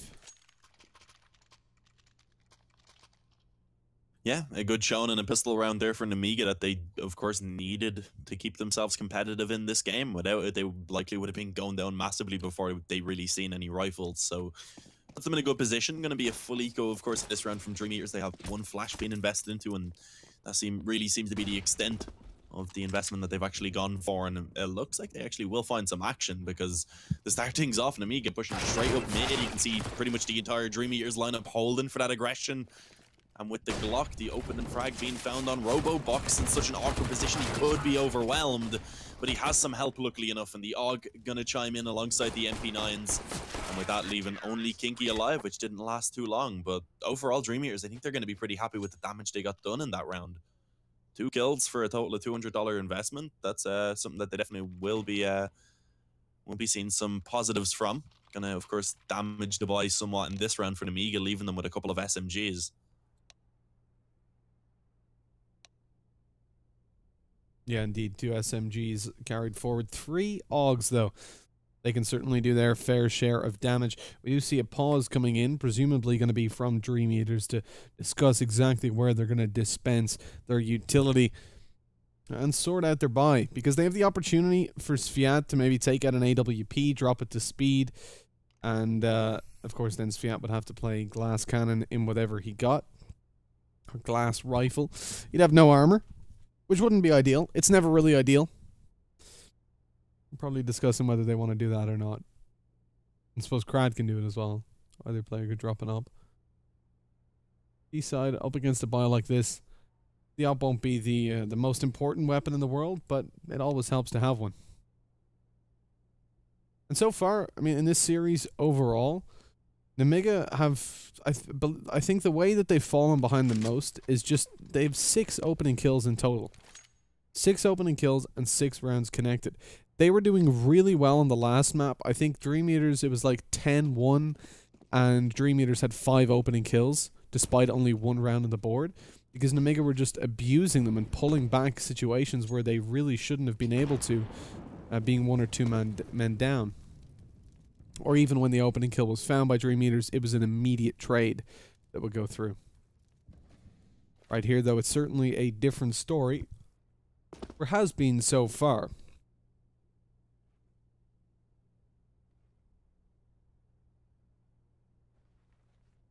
Yeah, very slow round coming in right now from DreamEaters, though. I guess maybe expecting that aggression to come in again, considering we've seen it in the previous round, and the fact that they, of course, know that there will still be some weaker weapons rather in play for Nemiga, but of course that's not the case. They're going for a pretty standard setup at the moment.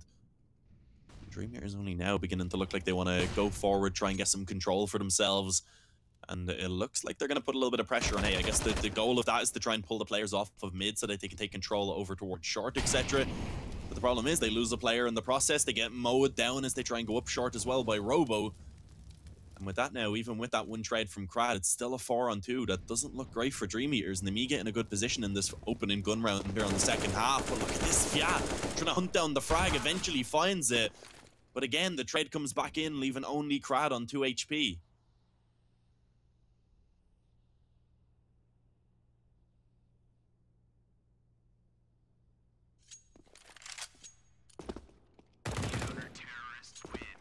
Oh, he's pretty swiftly dealt with, and although Nemiga only walk away with 2 rifles at the end of that, you got to remember they only walked in with 3. Still, the SMGs would have helped in a round like this, where DreamEaters won't have armor for the majority. Certainly would have been nice to save them, but Nemiga just go in early and find themselves a full investment. Now, what this means is that DreamEaters do have a chance to chip away at that economy. Had they have saved over like 2 more weapons and they were SMGs, well then it wouldn't really make too much of a difference. But now, with everybody fully investing into this one, if DreamEaters can utilize their deagles that they have in play to find 2-3 kills, that will really sting Nemiga.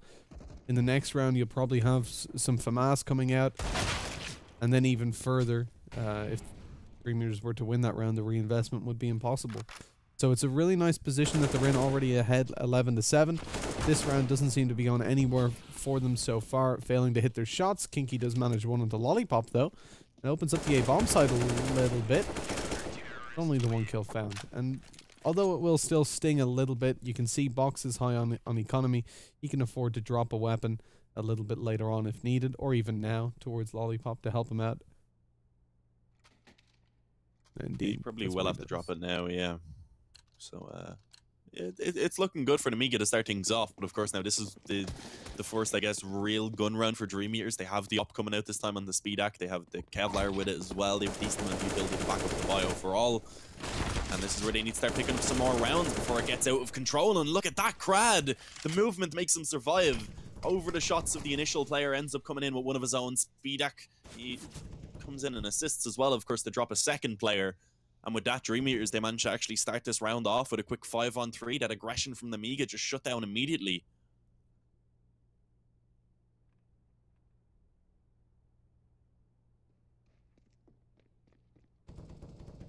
That advantageous position is something that we haven't seen from DreamEaters a lot. I think, definitely thinking back to the previous map, every opening kill was traded back within a couple of seconds. I'm playing this one quite slowly after finding the advantage, hoping that Nemiga slip up further. Generally, this is when a CT side will get a little bit more aggressive to try and return the kills that they've lost. But Nemiga happy to play a 1-1-1 setup, relying a lot on individuality here. Peeking towards the top and middle. Box gets one. The quick flick on the crowd. There's a second on the board. Even a third on offer, but not going to be cashed in just yet. Lollipop has got a lot of responsibility on his shoulders. As the players actually don't come towards A. I thought that they were, but starting to come through the apartments, perhaps through underpass to lower. They're going back. They're going back again. I'm really not sure what's happening. But as they open up the A-bomb site now, surely it should be an underpass push, but they're still going to be with 8 seconds left. They haven't got time, actually. If this bomb is going to be dropped by Robo, all he has to do is survive. No, he stays peeking. He's dropped. It's a 12-8. DreamEaters walk away with that round. That could have been a huge play from Robo. And it almost looked like DreamEaters, although they played it slow, maybe played it a little bit too slow. Certainly came down to the wire. I think the issue really there for Robo was that he was crouched, so he was kind of committed into that eagle spray right there, so he needed the second kill as well to have the chance of surviving. If he had maybe just taken a quick peek, gone for the headshot instead on the bomb planter and instantly got back into cover, I think there was a chance of him winning it, but it was, of course, a very tough position to be in. 8-12 is now the scoreline. DreamEaters pick up their opening gun round, finally getting themselves onto the board here on the T side, and let's see if they can continue with it, because Crad has been able to catch Box getting aggressive in the smoke. Quick trade though from Robo. Unfortunately, that weapon that was dropped isn't going to be retrieved by him before that smoke fades away. So 4-on-4, DreamEaters I think definitely happy with that 1-for-1 trade that they found there on mid. Yeah, we talked about that before. It often does favor the T side, but we saw Nemiga pulling it back towards the end. Box was certainly the impactful player for them in that round that really gave them an opportunity. Now with him removed from the situation, we look towards MDS and indeed Lollipop as well. I think they were the two most heavily impactful and consistent players in the previous map. The scoreline is really closing in despite DreamEaters being 11-4 ahead. And look at this flank from MDS coming around through the top and middle. Where does he go? He's going towards ramp. Unfortunately, he believes this to be an A hit, which leaves B completely open. Now with the smoke and the cross, he may now realize his mistake as the communication will come through from Robo that they're up short. He starts to rotate back. That could have been a huge flank for them. It's not to be. And 4 versus 4 retake of the B-bomb site is now on the cards, but do they want to go for it or do they want to save? Because they're quite far away, and indeed coming towards the T-spawn, it looks like they're just going to give this round to DreamEaters. Yeah, pretty much have to. No real option at this point, of course. Once they lost that bomb site, the round was pretty much over and done with, in all honesty, so 13-8 going to be the scoreline. Nemiga, of course, at least saving over 4 weapons, most likely will pull out a buy in this next round. I'm sure they'll try and drop over whatever they can to Box. But they're just really not in a good position right now. This next round pretty much being the one that decides it for them. If they lose that, then DreamEaters going to take 14 most likely. And at that point, then Nemiga likely going to be forced down to an eco. Although they could maybe afford to just not buy anything else in this round so that they would have to buy in the following one at least. Speed Actor with 6 opening kills already. He's been a pretty impactful player. Indeed, this is what I was going to say. A bit of a change in pace as Nemiga were dominating that kill leader and opening kills throughout the previous game, the previous map. But right here, it's certainly DreamEaters showing up in force. Speed having a much better time on the AWP here on Mirage than they did on Dust, where it just felt like Nemiga had the upper hand on that map in general. They had a better read on how DreamEaters were playing, so frequently finding the bomb site that was completely left open, like what we saw in the previous round from DreamEaters, where they just walked onto B, waltzed down middle. And now, 13-8, the favor sits towards DreamEaters with a full buyout. Both teams contesting for this round. Victory for Nemiga inches them closer to tying it, but if DreamEaters win this one, then things get very scary for the CT side. They'll have very little money and they'll be behind by 6 rounds, with DreamEaters 2 away from victory.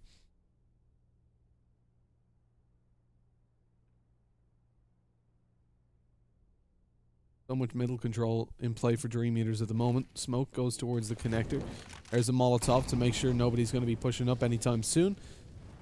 Molly returned onto short means Robo now has to back off that angle, and all information is taken out of the hands of the CTs as Robo's dropped Lollipop and the ramp finds one, and the A take is underway for DreamEaters with 2 players still on the bomb site. Yeah, this is actually going to be tough because they've gone ahead and actually put a couple players towards jungle instead. Lollipop able to find a quick double spray down at Sviat and Krad. He's eventually traded, of course, and actually with that Molotov towards Palace now, that does force Box back off as well, allowing for the bomb to be planted. So it's a decent position still, the 2-on-3. There's no defuse kit currently in play for Nemiga, meaning they really do have to get a move on quickly with this one. You can see Box is the first one to try and initiate things from the ramp. He had the chance for the flank, but gets taken down quickly. An opening kill as well from Speed Actor on the op, and suddenly Jo left all alone. Has an op of his own, but he wants to go for it. The connection on the first shot, but sadly not enough for the frag, and with that now, I don't think his chances are very high. Again, no defuse kit in play. He's tagged both of them low. I'm not sure if he's 100% aware though, otherwise he could resort to the pistol. But with that frag being found, of course, the bomb already too far ticked. That's the round over and done with, and at least an op, I guess, being staved over, but that's a small positive at this point because DreamEaters are getting ever so close to that finish line.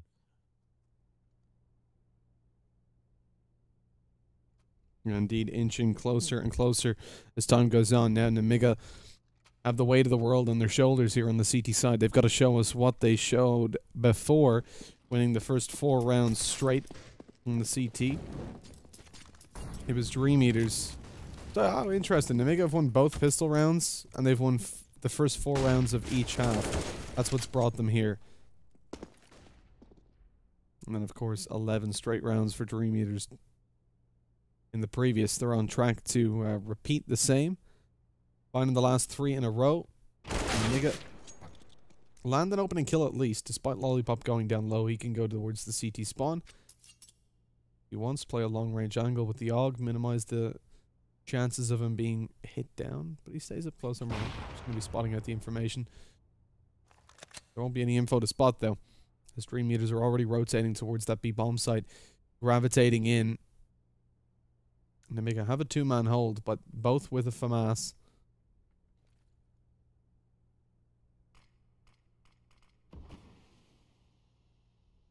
Yeah, main issue is they don't really have any utility left, so if it does come down to that execute, if the opening kill comes in from DreamEaters, it could be difficult, but there we go. Jo able to find that opening kill, MDS playing under the window as well. They're going to actually catch the bomb dropping out, and he chimes in with another, having upgraded to the AK. That lives just Speedak now, and, well, 11 health, and a 1-on-5 to try and pull off. I don't really think he's looking to go for this one. Instead, backing off. You can see the economy of DreamEaters is actually quite low. If Speedak saved, they would have a full buy, but if he goes down, then he will be the only one that's left onto a weaker weapon, and unfortunately for him, Box is going to be coming in. He's pretty much boxed in at this point. Pun completely intended. And there you have it, 14-9. Nemiga, they finally get themselves another round. They're able to do what they couldn't on the first half, which is after that initial 4-round streak, and be able to actually pull off another round in there. Yeah, getting themselves on the board, but it may be too early for celebration. Remember, DreamEaters Ooh, go in for a hero rifle? Maybe not. A full investment into this. They're going to force up and try to close this out now. That could be a mistake. This offers Nemiga the opportunity to start clocking up rounds on a bit more of a consistent basis than we want to see. Forrester goes down towards middle as the A push is underway. Lollipop holding down the AUG, finds one, peeks out a ramp, does some damage, no kill connected, but the AWP of Box at least lands one onto Crad in Palace. With 2 players left alive and the bomb still to be planted, this is not looking too good for DreamEaters versus 4. Fox, ooh, peeking out. He's in danger of the spam up close. Luckily, his teammate J.O.'s there to help out. Kinky, left alone. 1v4. Can't do it. Only 1 kill on the board. See, that's the problem with this buy. You've got players coming in without rifles. Forrester, I believe, would have gotten the kill on middle if he didn't have a Mac 10. So with 14-10 on the board, now you've got to take an eco. Unless you want to go for another crazy force and throw the game away, potentially. So then it's 14-11. Nemiga win a buy round, 14-12, 14-13, and now it's a lot goddamn closer than it looked. I don't like that. I don't like the buy in the previous round. I think that was a little bit too cavalier, a bit too confident. Yeah, I'd agree. It's not like they have a ridiculous lead or had a ridiculous lead or anything, so it's not kind of similar to that previous map where we seen Nemiga with the 14-1 lead, for example. It's definitely a position where I think they should be playing things a little bit safer, going in for those force buys. You're not really too pressured, really, to actually go ahead and go for it in that position. You can afford to take that 1 eco, come into the next round then with a much better buy. And as you said, instead now in this round, they're put in an awkward position where it's likely going to have to be an eco, maybe some pistols being upgraded, a bit of Kevlar, a bit of utility perhaps, but you don't really expect a full buy to come out. And with that, we should see Nemiga coming up to an 11th round, of course. And at that point then, DreamEaters, I think they'd have to begin to somewhat worry, because again, this is the map choice of Nemiga. We know they're definitely capable here on Mirage, even if they haven't really been shown that throughout this entire map so far, but they've definitely had some glimpses. One of the other things that's kind of worrying about that decision is Speed has been one of the main players for them with the AWP. They tried a fast round and they got shut down. Speed tried to save the op, like you said. If he saved that, they could get a full buy, no problem. But he doesn't. He gets taken down. So now you know that you can come into this round. If you full buy, if you force buy on that, you have to play, 9 times out of 10, you're going to have to play a faster round to try and overwhelm your opponents. Thing is, they tried a faster round the round before and it didn't work out for them. The ones that had consistently been working were the slow ones, the ones where they took their time, they allowed their ops and the riflers to get a pick and then decided where they wanted to go. So to fall back and go, well, let's just do it fast again and see if it works without the op in play, I'm not really a big fan of that strategy. I mean, that's why we're criticizing it so heavily. 14-10, pistols coming out, they're down to like 1900 at the lowest, so they will still be able to get a full buy out in the next round. But this, again, presents an opportunity for Nemiga to build an economy. If they don't lose, 2-3 players here, then the reinvestment into the next round won't be too significant, which means that even if DreamEaters do find it after this, if they find the full buy at 14-11, it's not a guaranteed win directly after. You're not facing a broken economy. And Nemiga just need to survive this with, like, 4 players. They lose one straight away. That certainly decreases their chances a little bit, though. Ooh. Quick shot from Crad, though, and the P250 Robo's gone. That's a weapon as well being retrieved now. An op in the hands of Crad. Smoke goes down to stop Lollipop from having a chance of trading us. So this looks somewhat dangerous now, but just as I go to say it, the bomb gets dropped in connector. That's definitely an issue, and actually Crad is going to back away through underpass, so they're kind of just giving this bomb up, allowing for it to be held under the control of Lollipop. Oh, MDS, though, he could be in some trouble. Oh, he does indeed go down. That's some strange aggression. Should definitely be cautious of underpass when he knows that there's control on mid. Jo gets aggressive as well and falls to Kinky. Suddenly Lollipop's all alone. Sure, he is the bomb, but this is still going to be tough for him. Lots of time as well. So the thing is, it's not like you just hold one angle and you've got the bomb secured. You can be flanked. You can be pushed from literally a 360-degree area now that Lollipop has to be worried about. And he's going to indeed be tested on all angles. Kinky coming in through the window. Catches him off, and they win the round. DreamEaters walk away with that one. Of all rounds to win, they win it with the pistols. And Nemiga now on 10 rounds don't have a lot of money. They're going to see a lot of weaknesses in their buy in this round. You can see 2 SMGs and a Mag 7 coming out. Very little utility as well across the board. The AWP for Robo sees no backup pistol and nothing but a smoke. Smoke that you pretty much need when you're playing in the window in case they molly you. So DreamEaters now definitely favorites to win this map and bring us to a third.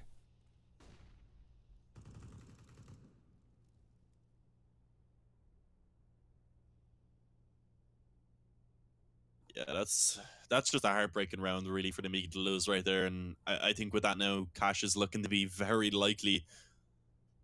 As I feel like definitely a third map at this point could be the case. One more round for DreamEaters to go, and they've been looking so strong. Again, you said it earlier on, Nemiga won both pistol rounds on this map. They managed to get off to a good start with winning the first gun round both times as well. That's pretty much 8 free rounds, and they're still only sitting on 10 currently. So on these full gun rounds, DreamEaters have been massively favored.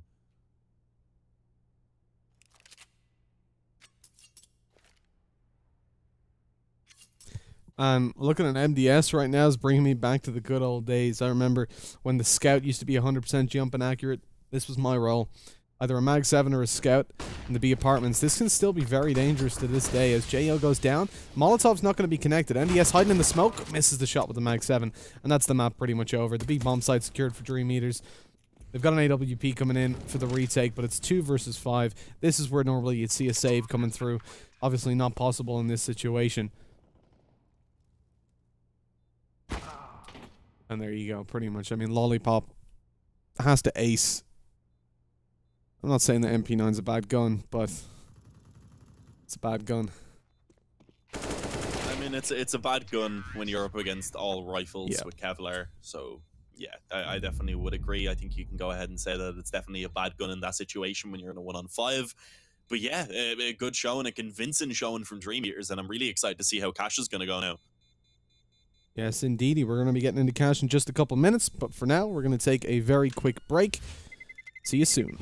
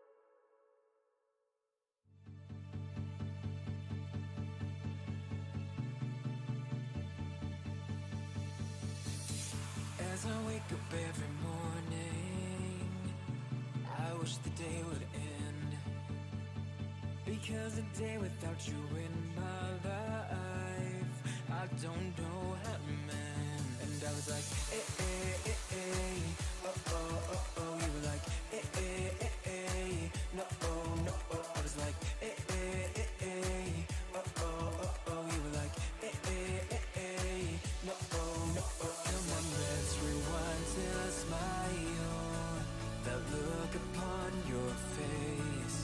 My heart is empty and unguided, I'm blind leading chase. Thought I had a plan with you and me.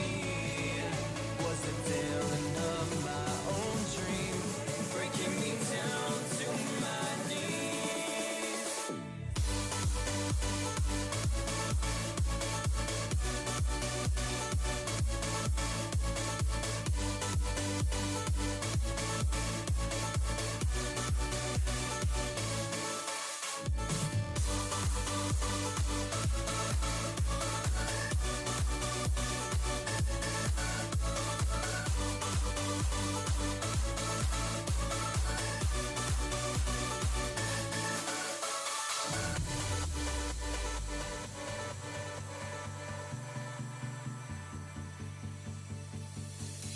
I look right at the mirror, wondering if I'll be okay.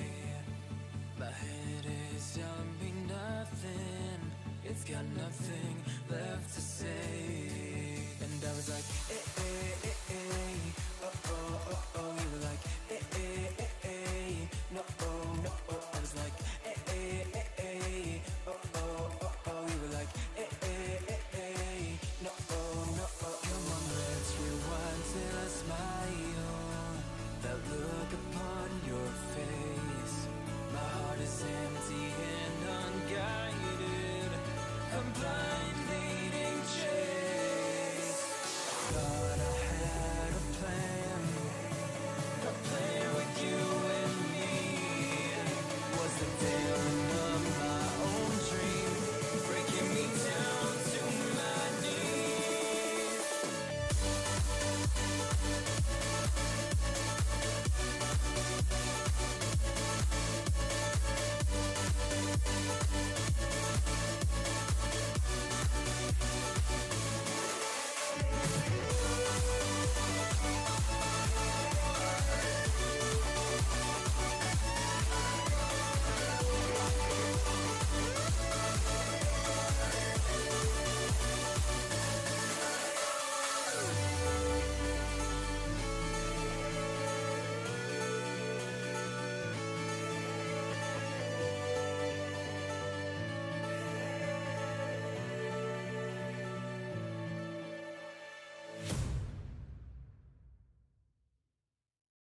Oh, I could be all it is you need, 'cause we are trying to find a way to feel. If I could sleep, I'd dream of what we'd be, but I can feel you slip further from me.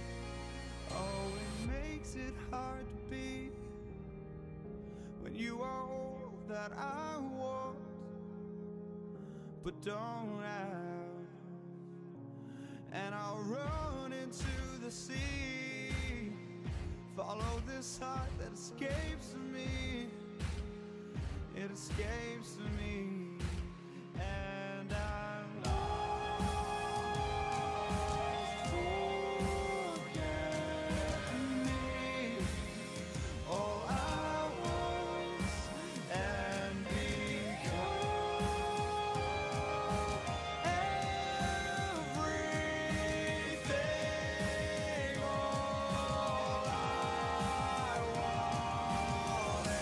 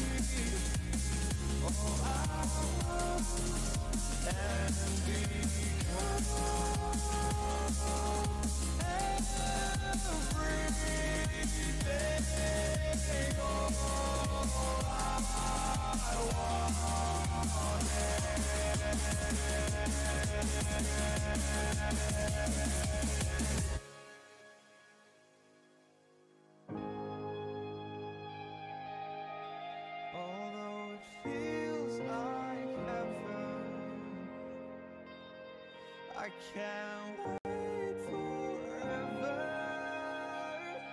Old habits are hard to break. I'm losing faith. Maybe we're better off this way, but I'm still lost. Forget me, all I was and become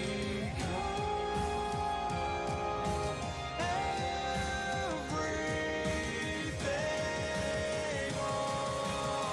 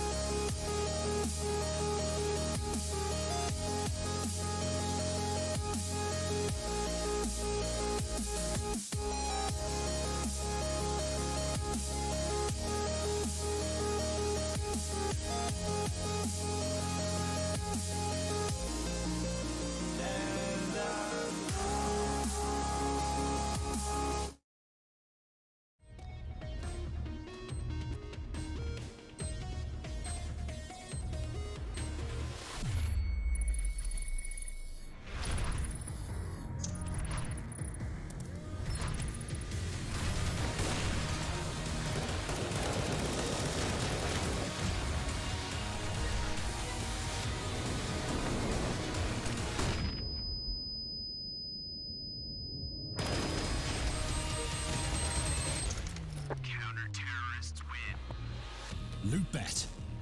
Made for live betting.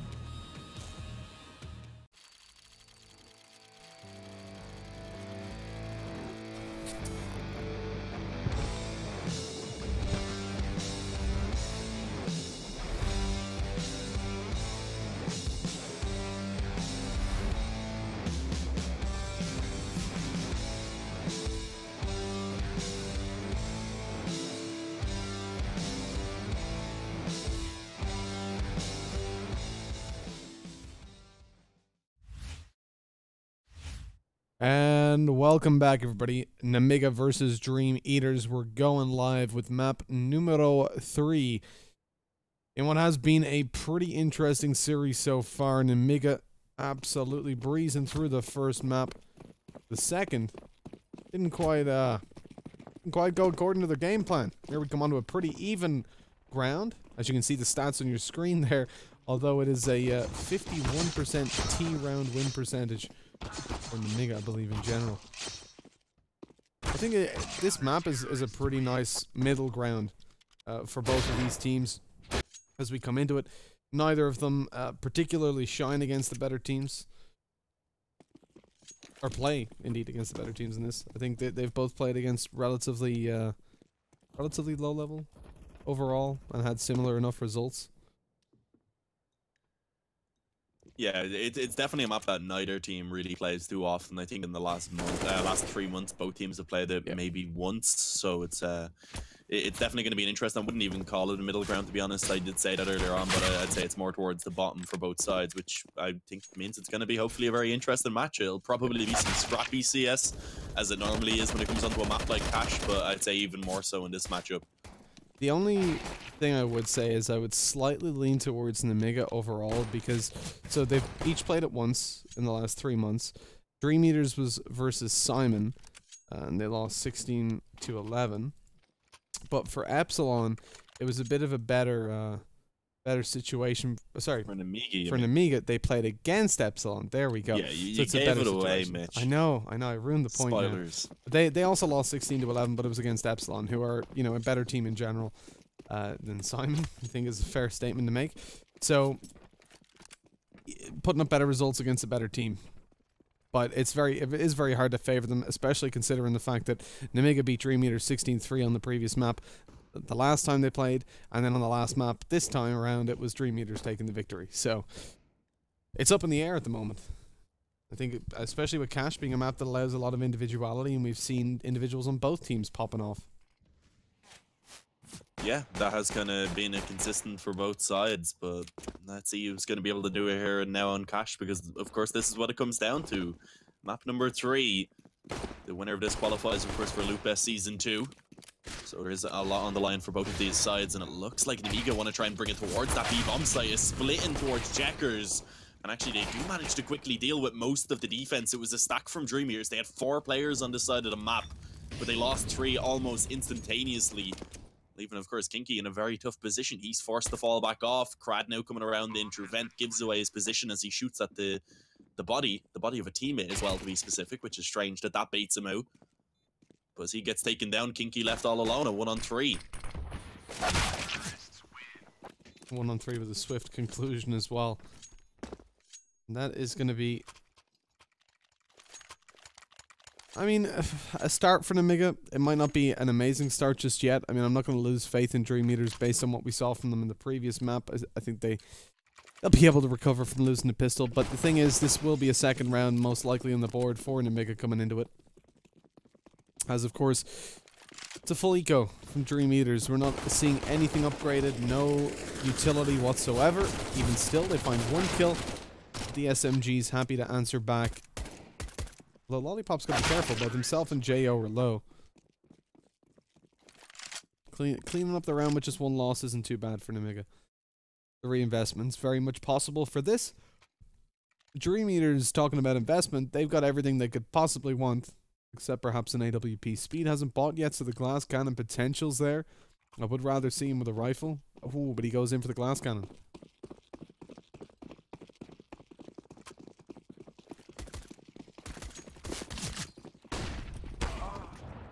Ooh, and it actually does work out for him early on. Falls back into the CT spawn. A smoke going down, you would imagine eventually it will indeed be put in place. But Speedak with a nice opening kill, at least to start things off. Problem is, they don't have a lot of utility for a retake, and they do only have that 1 defuse kiss, so it definitely could be a difficult one, even with the man advantage. You can see they are setting up well. Looking to try and cover all positions. A couple players coming from the vent, a couple coming likely from B main. And of course, Speedak in the spawn with that AWP, looking to see what he can find.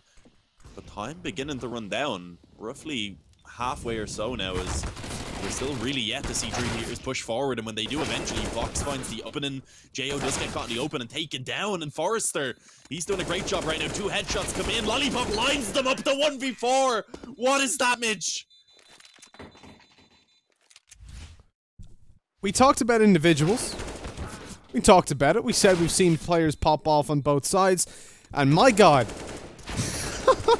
The flick. I mean, the fact that he gets the headshot player is so unlikely and then turns back and spray transfers onto a 4th. That is nuts from Lollipop. And I think that pretty much symbolizes why we slightly favor Nemiga in general coming into the matchup. They have more players that popped off. Lollipop. We've seen Lollipop and NDS certainly be the main factors of map number 1. Box came into it a little bit more in map 2. It's Lollipop and MDS a little bit more quiet. But looks like they're here to play, as walking away with a 4-0 lead. Now, Dean, we saw this before. We saw 4-0 in both halves of the previous map for Nemiga, and they still didn't manage to win, despite winning both pistol rounds. So let's see if DreamEaters can manage to make that comeback happen again, now that they've got the op-out on speed with a bit of utility and armor to back it up. And his teammates are going to have util as well, which is the more important thing, really, because they can flash in and help him if he needs to fall back, make sure he's able to set up and go in for another kill. Take an early top mid control. DreamEaters playing under boost. So they've got checkers secured for now. Oh, whoa! How does Kinky not find that? The spray now missed on the Lollipop. The man's invincible. Barely he lands an takes opening any kill. damage, Mitch. What is going on? Jo completely blinded, gets one as well. Sviak gets a single trade, but Box and Lollipop come back with one of their own each, and suddenly it's a 4-on-1. This is looking dominant so far from Nemiga. Looks like they're going to bring it past that 4-0 start that they seem to have been known for over these past 2 maps. I'm still in shock from that 1v4, to be honest. I hurt my throat. I mean, I'm just glad I didn't have to go along with that. I got to sit here and just mouth or jaw wide open. I wasn't ready for it. You just had to do it to them. I mean, I thought the lineup was sick. I was like, all right, so he's lined up two of them. Sick. He's going to walk away with a double. Oh, he got the headshot guy. Oh, but he's being pushed on the... Oh, he's won the round. What? I was... Yeah, that was all in the space of 2 seconds as well. Absolutely nuts. I mean, just the stars aligned for him. 2 kills in this round as well. I wonder if... I mean, playing like this, I wouldn't call them stars. I wonder what... Oh, I had to go for the shot. You didn't even recognize the Mitch. I was going to say, oh, there it is. I was going to say, I wonder if we're going to get the kill leader coming up. The frag leader. There it is. Are you surprised, Dean? No, not really. 175 ADR. I mean, he was better at the start of Mirage. He had 240 ADR, sitting at 10-1. So technically, his Mirage performance was better so far. We're going off stats, Mitch. We're just showing people what stats show. You know. Oh, technically, for now, stats are better. Let's see if the consistency keeps up, though. Definitely a lot more impact as well in this one so far. Oh, he's still in the Molotov. Cool. Lollipop just can't be stopped right now. He got a few bullets in, but it was the molly, of course, that got the kill. I mean, Crad smoked it, though. He's got to be so mad about that. He did smoke it, but it didn't fully smoke it for some reason. That's a yikes. At least it has been shown that Lollipop is human after all. That is a positive for DreamEaters. But can they hold the bomb site even without Lollipop being there to take them down? It seems like the answer is no, because continuous trades back and forth. They do, of course, favor Nemiga. 6-0. Now, being the scoreline, it will be a good buy coming into this round, at least from DreamEaters, but they need to start picking up some rounds, and they need to start doing so convincingly. Well, that's it. I mean, they're running out of time. 6-0. This map is flying by. They've pulled out a double op setup. This is something we saw from them earlier on. Something that has had some fruit to it. There's Nemiga creep forward towards the A bomb site. They're sending one in through Squeaky. No doubt smoking the cross and a push. Thing is, though, DreamEaters have a heavy rotation. 2 players in the bomb site, 1 playing car, 1 on short as well. This is a read from DreamEaters that may just now pay off. The shot through the smoke, not going to land for Crad. Man advantage for the T side for now, but Crad's quick to pull it back and make sure it maintains. 1 man advantage now in play for the CTs, defending the bomb site. Up on top of the car, Speed finds 1. He's been spotted, though. It doesn't matter. The Ops each find 2 kills in the round, and the first on the board for DreamEaters at last. They didn't take too many losses either, so their money does get to build up just a little bit.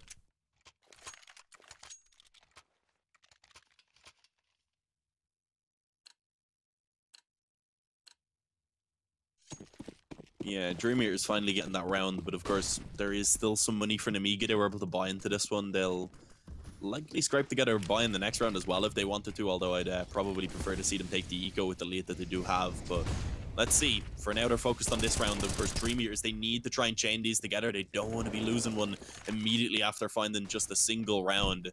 And you can see to start things off, a 1-for-1 trade, definitely not ideal. They have to give up that mid control somewhat. And Nemiga now preparing for that A execution, or just the A attack in general, not really using too much utility. There was the 1 smoke on the cross, but that was it. And with a flash being thrown in as well, Robo is able to find that pick on towards quad. Bomb should be planted, although with Speedak nearby, they do have to be somewhat cautious. They're yet to get that bomb down, and that's given time for Forrester to go on a quick flank. Robo dodges the flashbang, going to be able to set back up in the back of it now. Spots one out, not going to be baited by the shoulder peek either. He's wasting the time here. He's not falling for it. He's waiting until he sees that whole body. He knows it's coming eventually. Doesn't land it. Forrester's already picked up a double in the back of it, though. Robo has to secure a main, and indeed he does.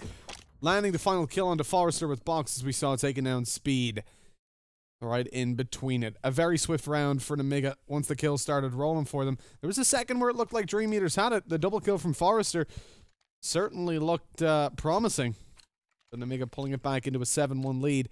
And DreamEaters, still with a decent loss bonus, decide to buy up very late on.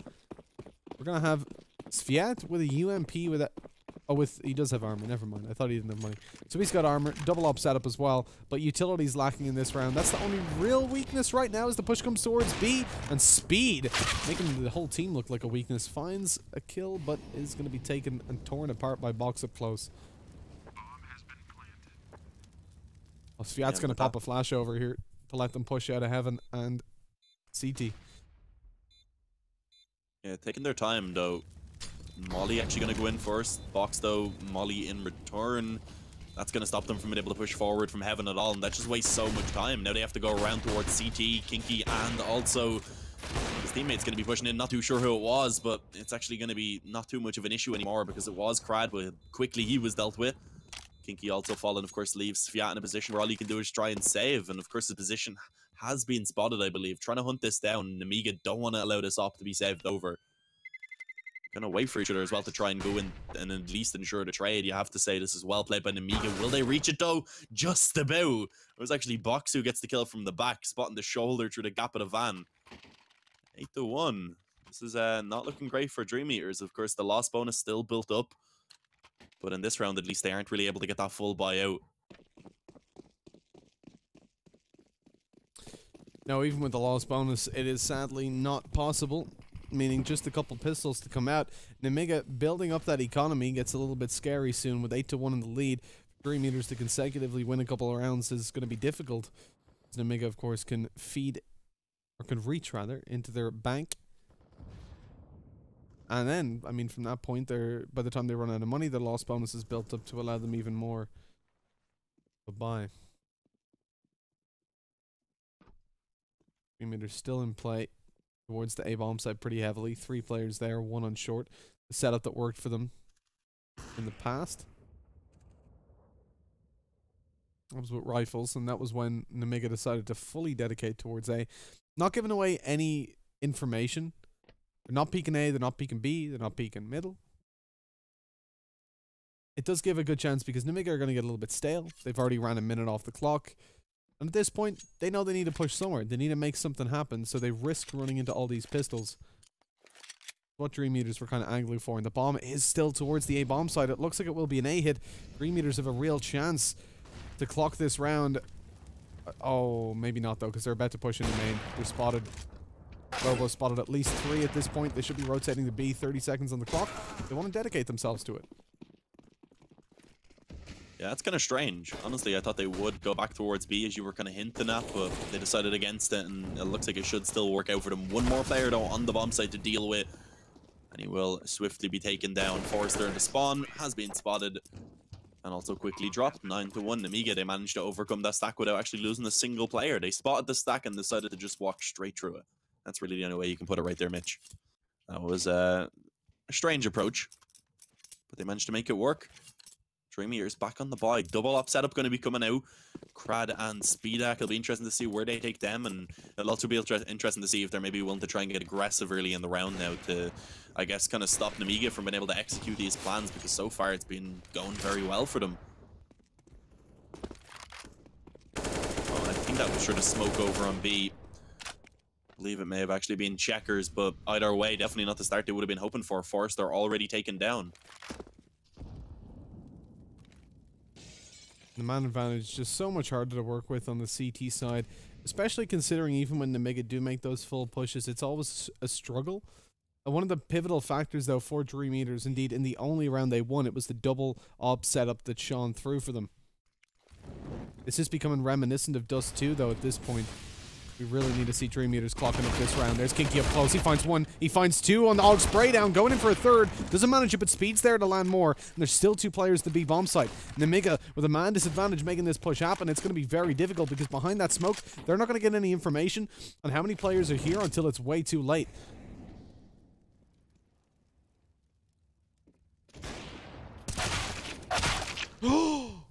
Not again. He takes 2 down, doesn't even expect the second player, still manages to find it. Lollipop proving to be a very difficult man to deal with for this counter-terror side. Crad with an AWP, though, still towards mid for some reason. Knew the player was on B, but pushing forward, it looks like going to be coming in through the CT spawn. Lollipop with just the AK. He's got to avoid getting hit by that first bullet. It's hard because he doesn't know where he's coming from. Headshot about to be peeked. The timing's perfect for Crad. He's just crouch peeking up and eventually spots Lollipop. Takes him down. Like you said earlier, Dean, Lollipop is proven to be human. With a kid in play, it's no problem to get that defuse in. And so we are going to see another round on the board for DreamEaters, but it's not quite as clean cut as we had hoped.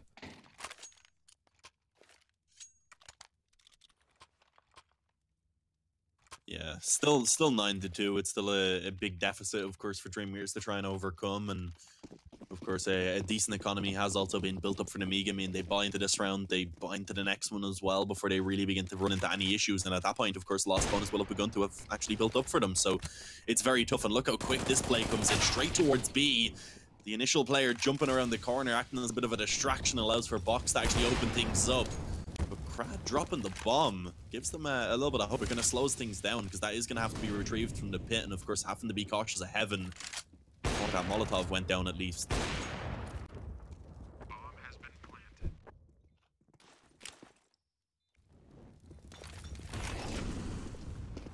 Locked out a beat, time running down. Molotov towards heaven stops them from making the push there, but Kinky is coming up behind.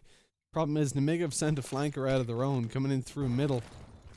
DreamEaters side's about to be torn apart from behind. MDS finds 2 headshots on the board. J.O. down onto Forrester, and so Kinky thought he was good on the flank, but as his whole team gets torn apart, he knows he has to go in for a save. So this will be a 10th round on the board for Nemiga on the back of a very ambitious but a very fruitful flank from MDS. Bringing the double digits to a reality for the T side.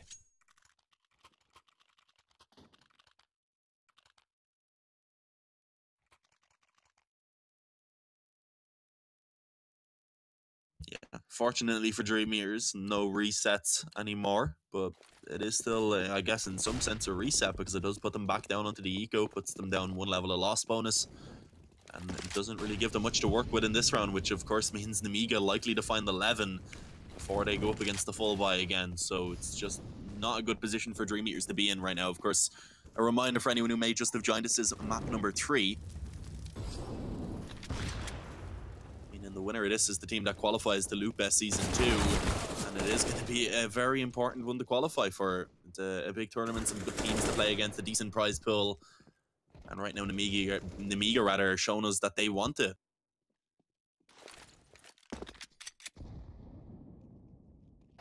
Indeed, they wanted. Forrester's going to try to pull it back with a CZ, but not able to make it work. We don't expect him to. At least he finds the 1 kill.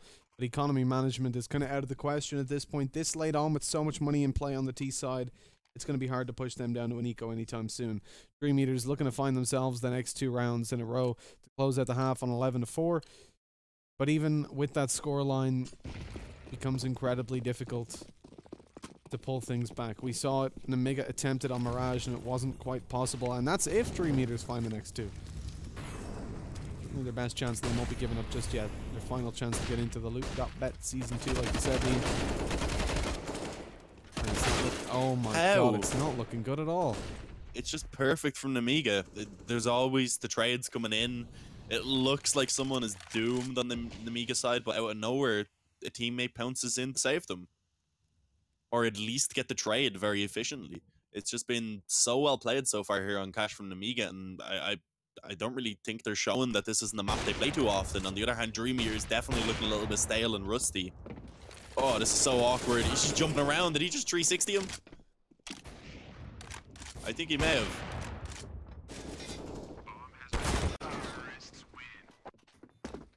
What's going on, Mitch? I think he may have actually jumped off of the side 360 and then killed him with the AK.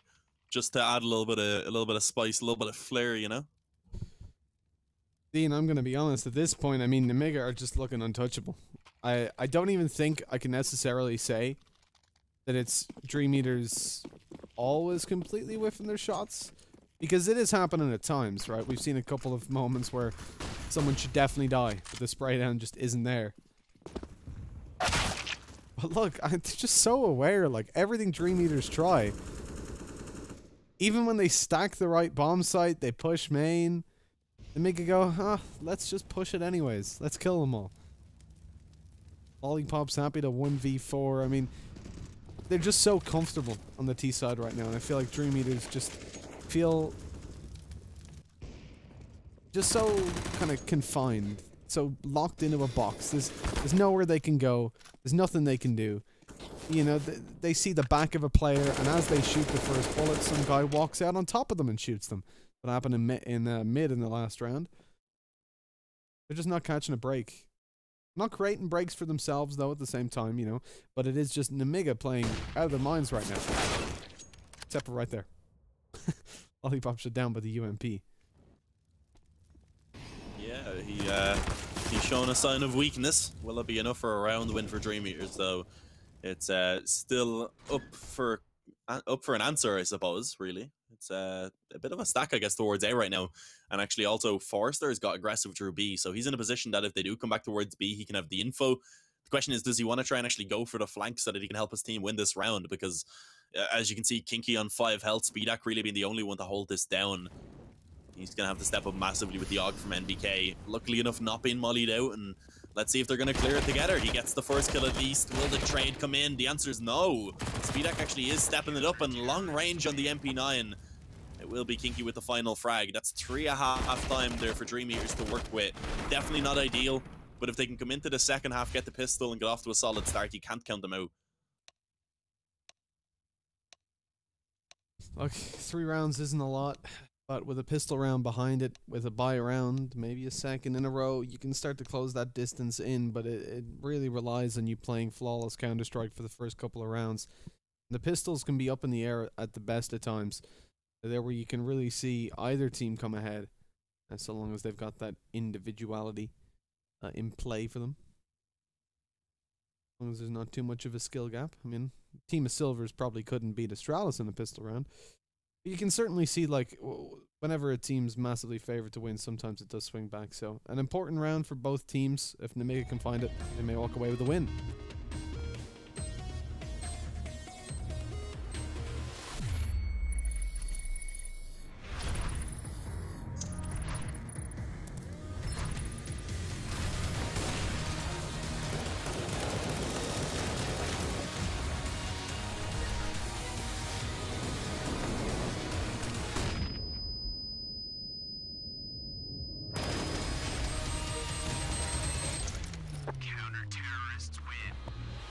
Loot.bet.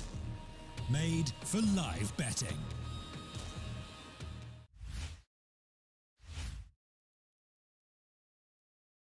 Loot.bet, the place for live betting, and if you think DreamEaters can walk away with this one, feel free to drop your money on Loot.bet for DreamEaters. You'll get very good odds at this point, because it's looking pretty unlikely that they manage to pull this back. Pistol round sees one player without armor, that's Fiat, taking the utility. Which is funny, they've invested less utility into the pistol round of this map than they did on Dust 2, which is not usually what you see.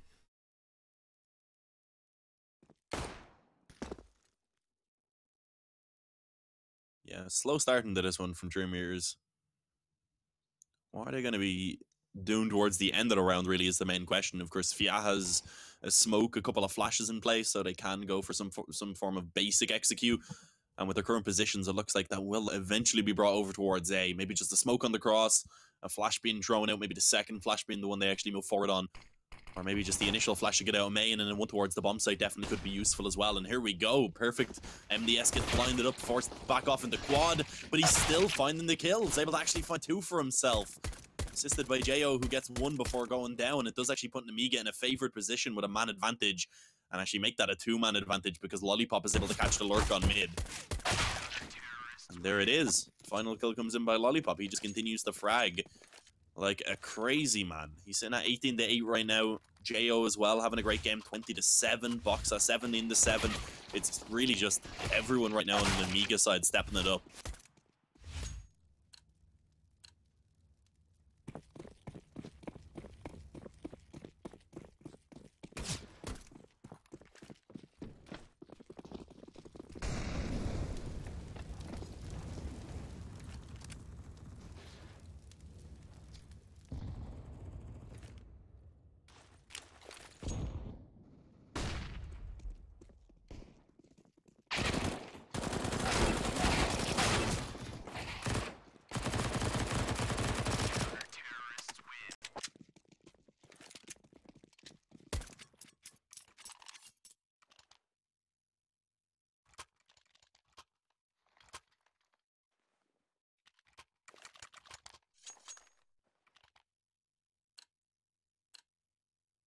At that moment when you forget to unmute your mic, it's great.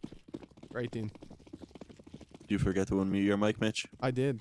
For the stream. Oh, God. Dean could hear my Damn beautiful voice, but... Yeah, okay. someone else I did. got distracted for a second because my dog was going mad, but I believe you were talking about Vertigo. I was.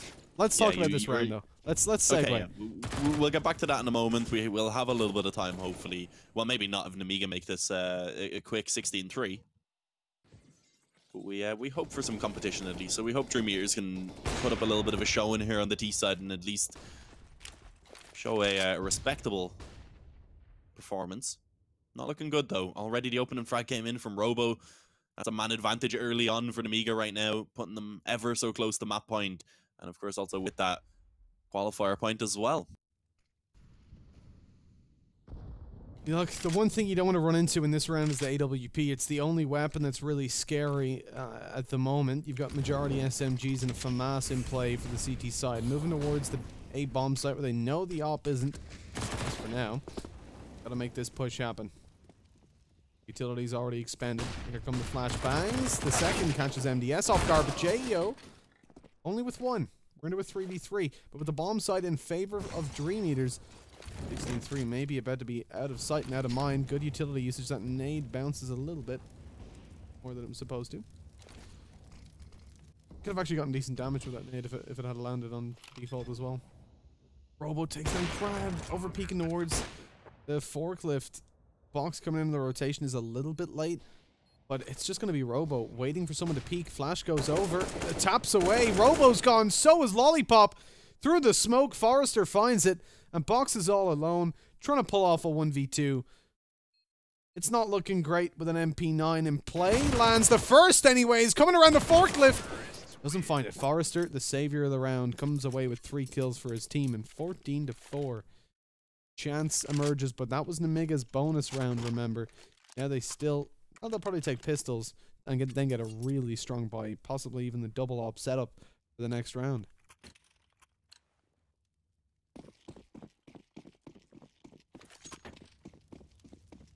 So this one's going to be a walkover, you'd imagine. Yeah, UMP in play for DreamEaters, everybody else in the rifles. Up against nothing, I mean 2 pieces of armor, a couple pistols, that's it. I am excited though to see Vertigo and how it plays out. It's a probably the most T-sided map that's going to be in the pool, in my opinion. How quickly they get to be.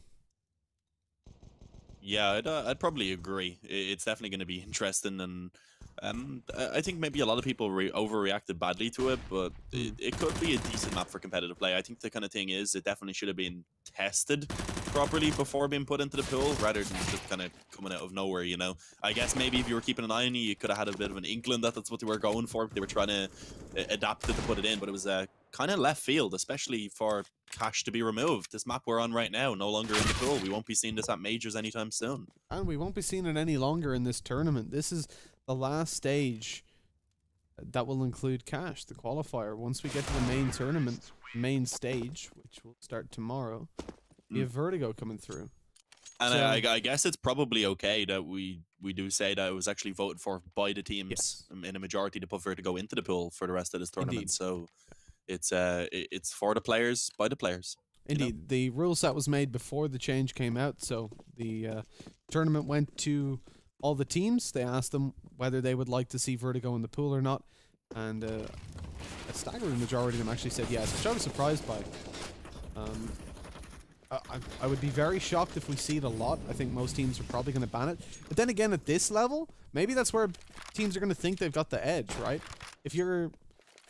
You know, top-level teams, I doubt will adopt it until they're 100% sure that they can play it effectively. But down here's kind of where the experiments go on, right? Where you think, there's no map that we're really favored on against these guys. Let's take Vertigo, see what happens. If they feel good about it.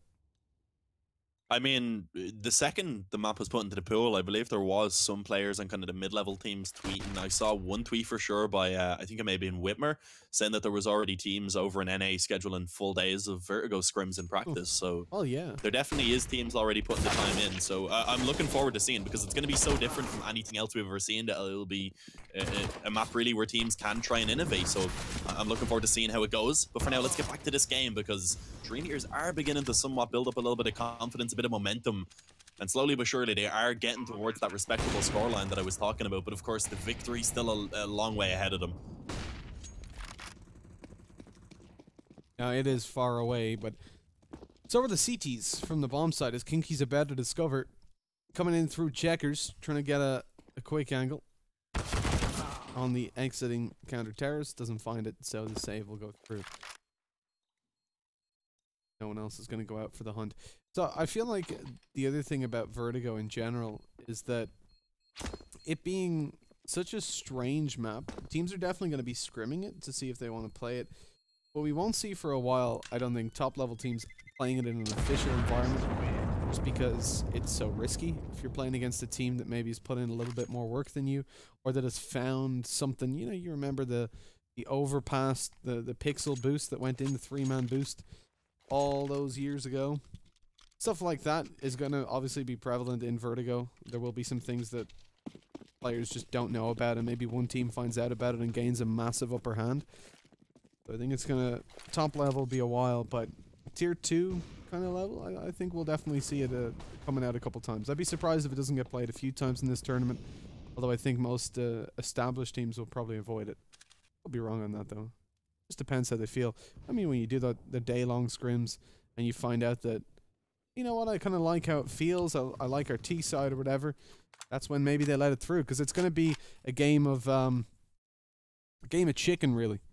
Are you going to ban Vertigo, or am I?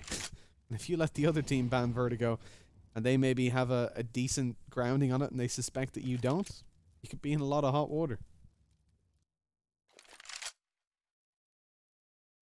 Yeah, if you haven't practiced the map at all, it's not like, okay, we're bad at overpass, that's our insta ban.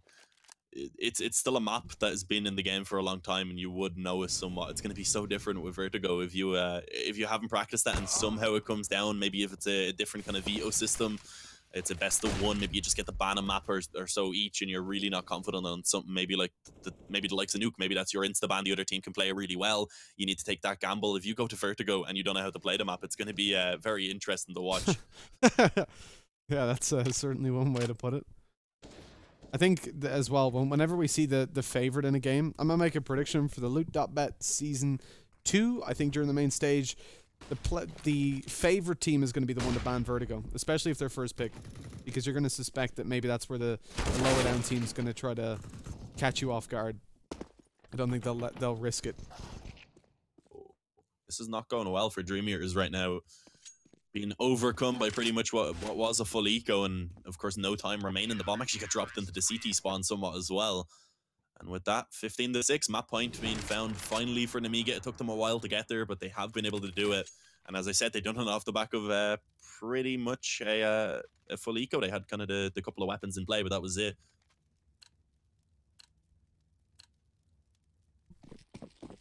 $15-16. Do you believe in the comeback for DreamEaters? No, not really, Mitch. I'm not too confident in it happening. It's just considering it's not a map that they play too much either, so they aren't really going to have a massive diversity of things that they can do, really, that they have practiced, that they have drilled. I feel like Nemiga eventually will be able to just get that one round. If not now, then probably eventually. 3 AUGs, an M4, and an AWP coming into what could be the penultimate round of the series. Nemiga on the verge of qualifying for the Loot.bet Season 2. DreamEaters falling a little bit short for now. And they find 9 in a row. It's not outside the realms of possibility, but Nemiga so far have proven to be the more individually skilled team. Or at least they're showing up at an individual level a little bit more. And certainly in a varying level. J.O.'s the player to be top fragging and indeed carrying over the majority of the damage for the team on this map. And we've seen 3 others across the last 2 maps being the stronger players. So it is certainly a situation where everybody's doing their job. Fox, though, unfortunately gets dropped. This could bait them into J.O., though. Maybe not. Kinky takes him down. And into a 5 versus 3. Advantage for the T side already. This is bad MDS already linked up. How does he get 2 kills right there? The flash alone for the second, he was even blinded up himself, but still made it work. Robo drops the bomb. This round's just falling apart, Mitch. It was looking so good for DreamEaters. It was looking like they might have been able to keep this fight up, but instead now they're fighting from the back foot. It's going to be a 2-on-2. Low HP for Speedak. Kinky gonna have to be the one to do the heavy lifting from this point forward. He's now being spotted as well. And Lollipop from behind, he chimes in with one. Robo gets the final. And there it is, 16-6. Nemiga gonna go ahead and take the victory and of course qualify themselves to Loot.bet Season 2. How did they do it? I mean, just pulling it back so convincingly. The opening kills were massively in their favor throughout the series, finding a grand total of 14 with 16 wins. That's what you expect from a team that connects it so consistently. But Dean, that's going to be the end with MDS finding that double kill flashbanged. He took the final hope away from DreamEaters. Despite what the scoreboard's telling you right now, it's switched. Don't believe it. It's a lie. We're going to be ending things there for today, guys. Only the one series from us, but we'll be back tomorrow for some more. It's going to be covered on this channel right here, so be sure to drop a follow to catch more of the Loot.bet Season 2 action, and we will catch you in the morrow.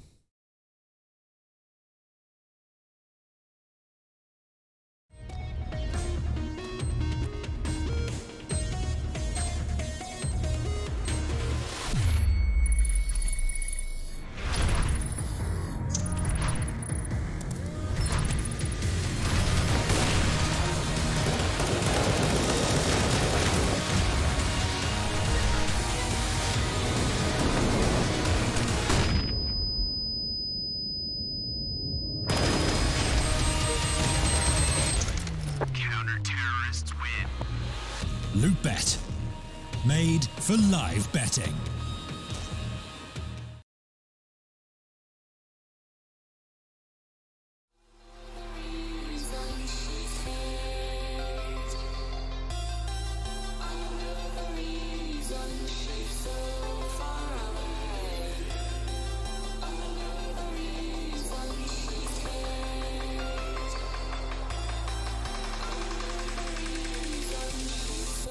Far away.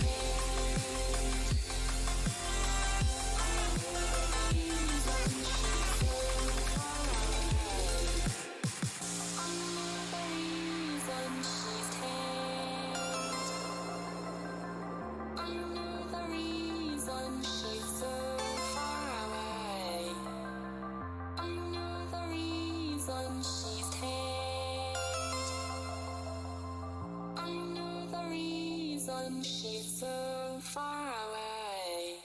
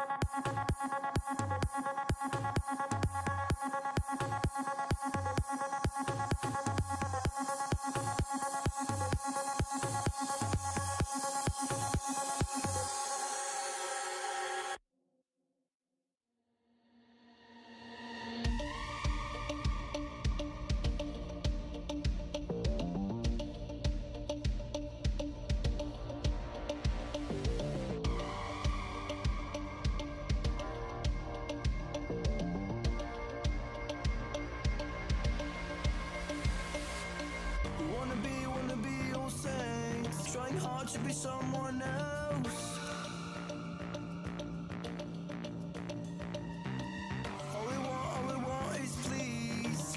just giving no time to breathe. This is our identity.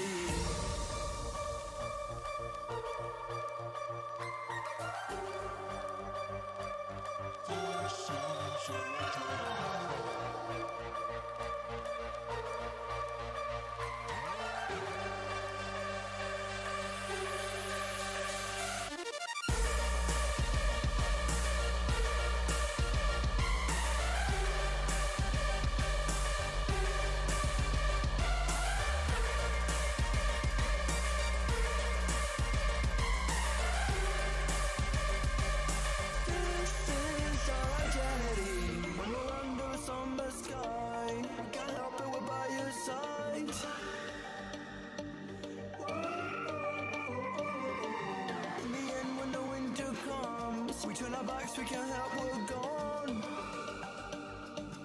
This is our identity.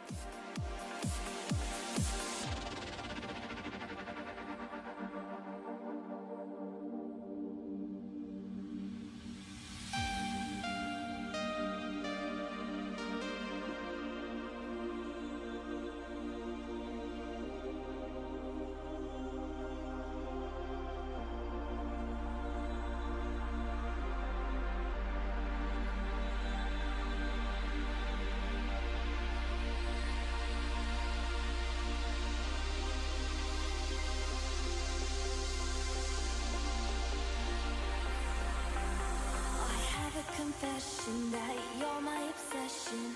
You're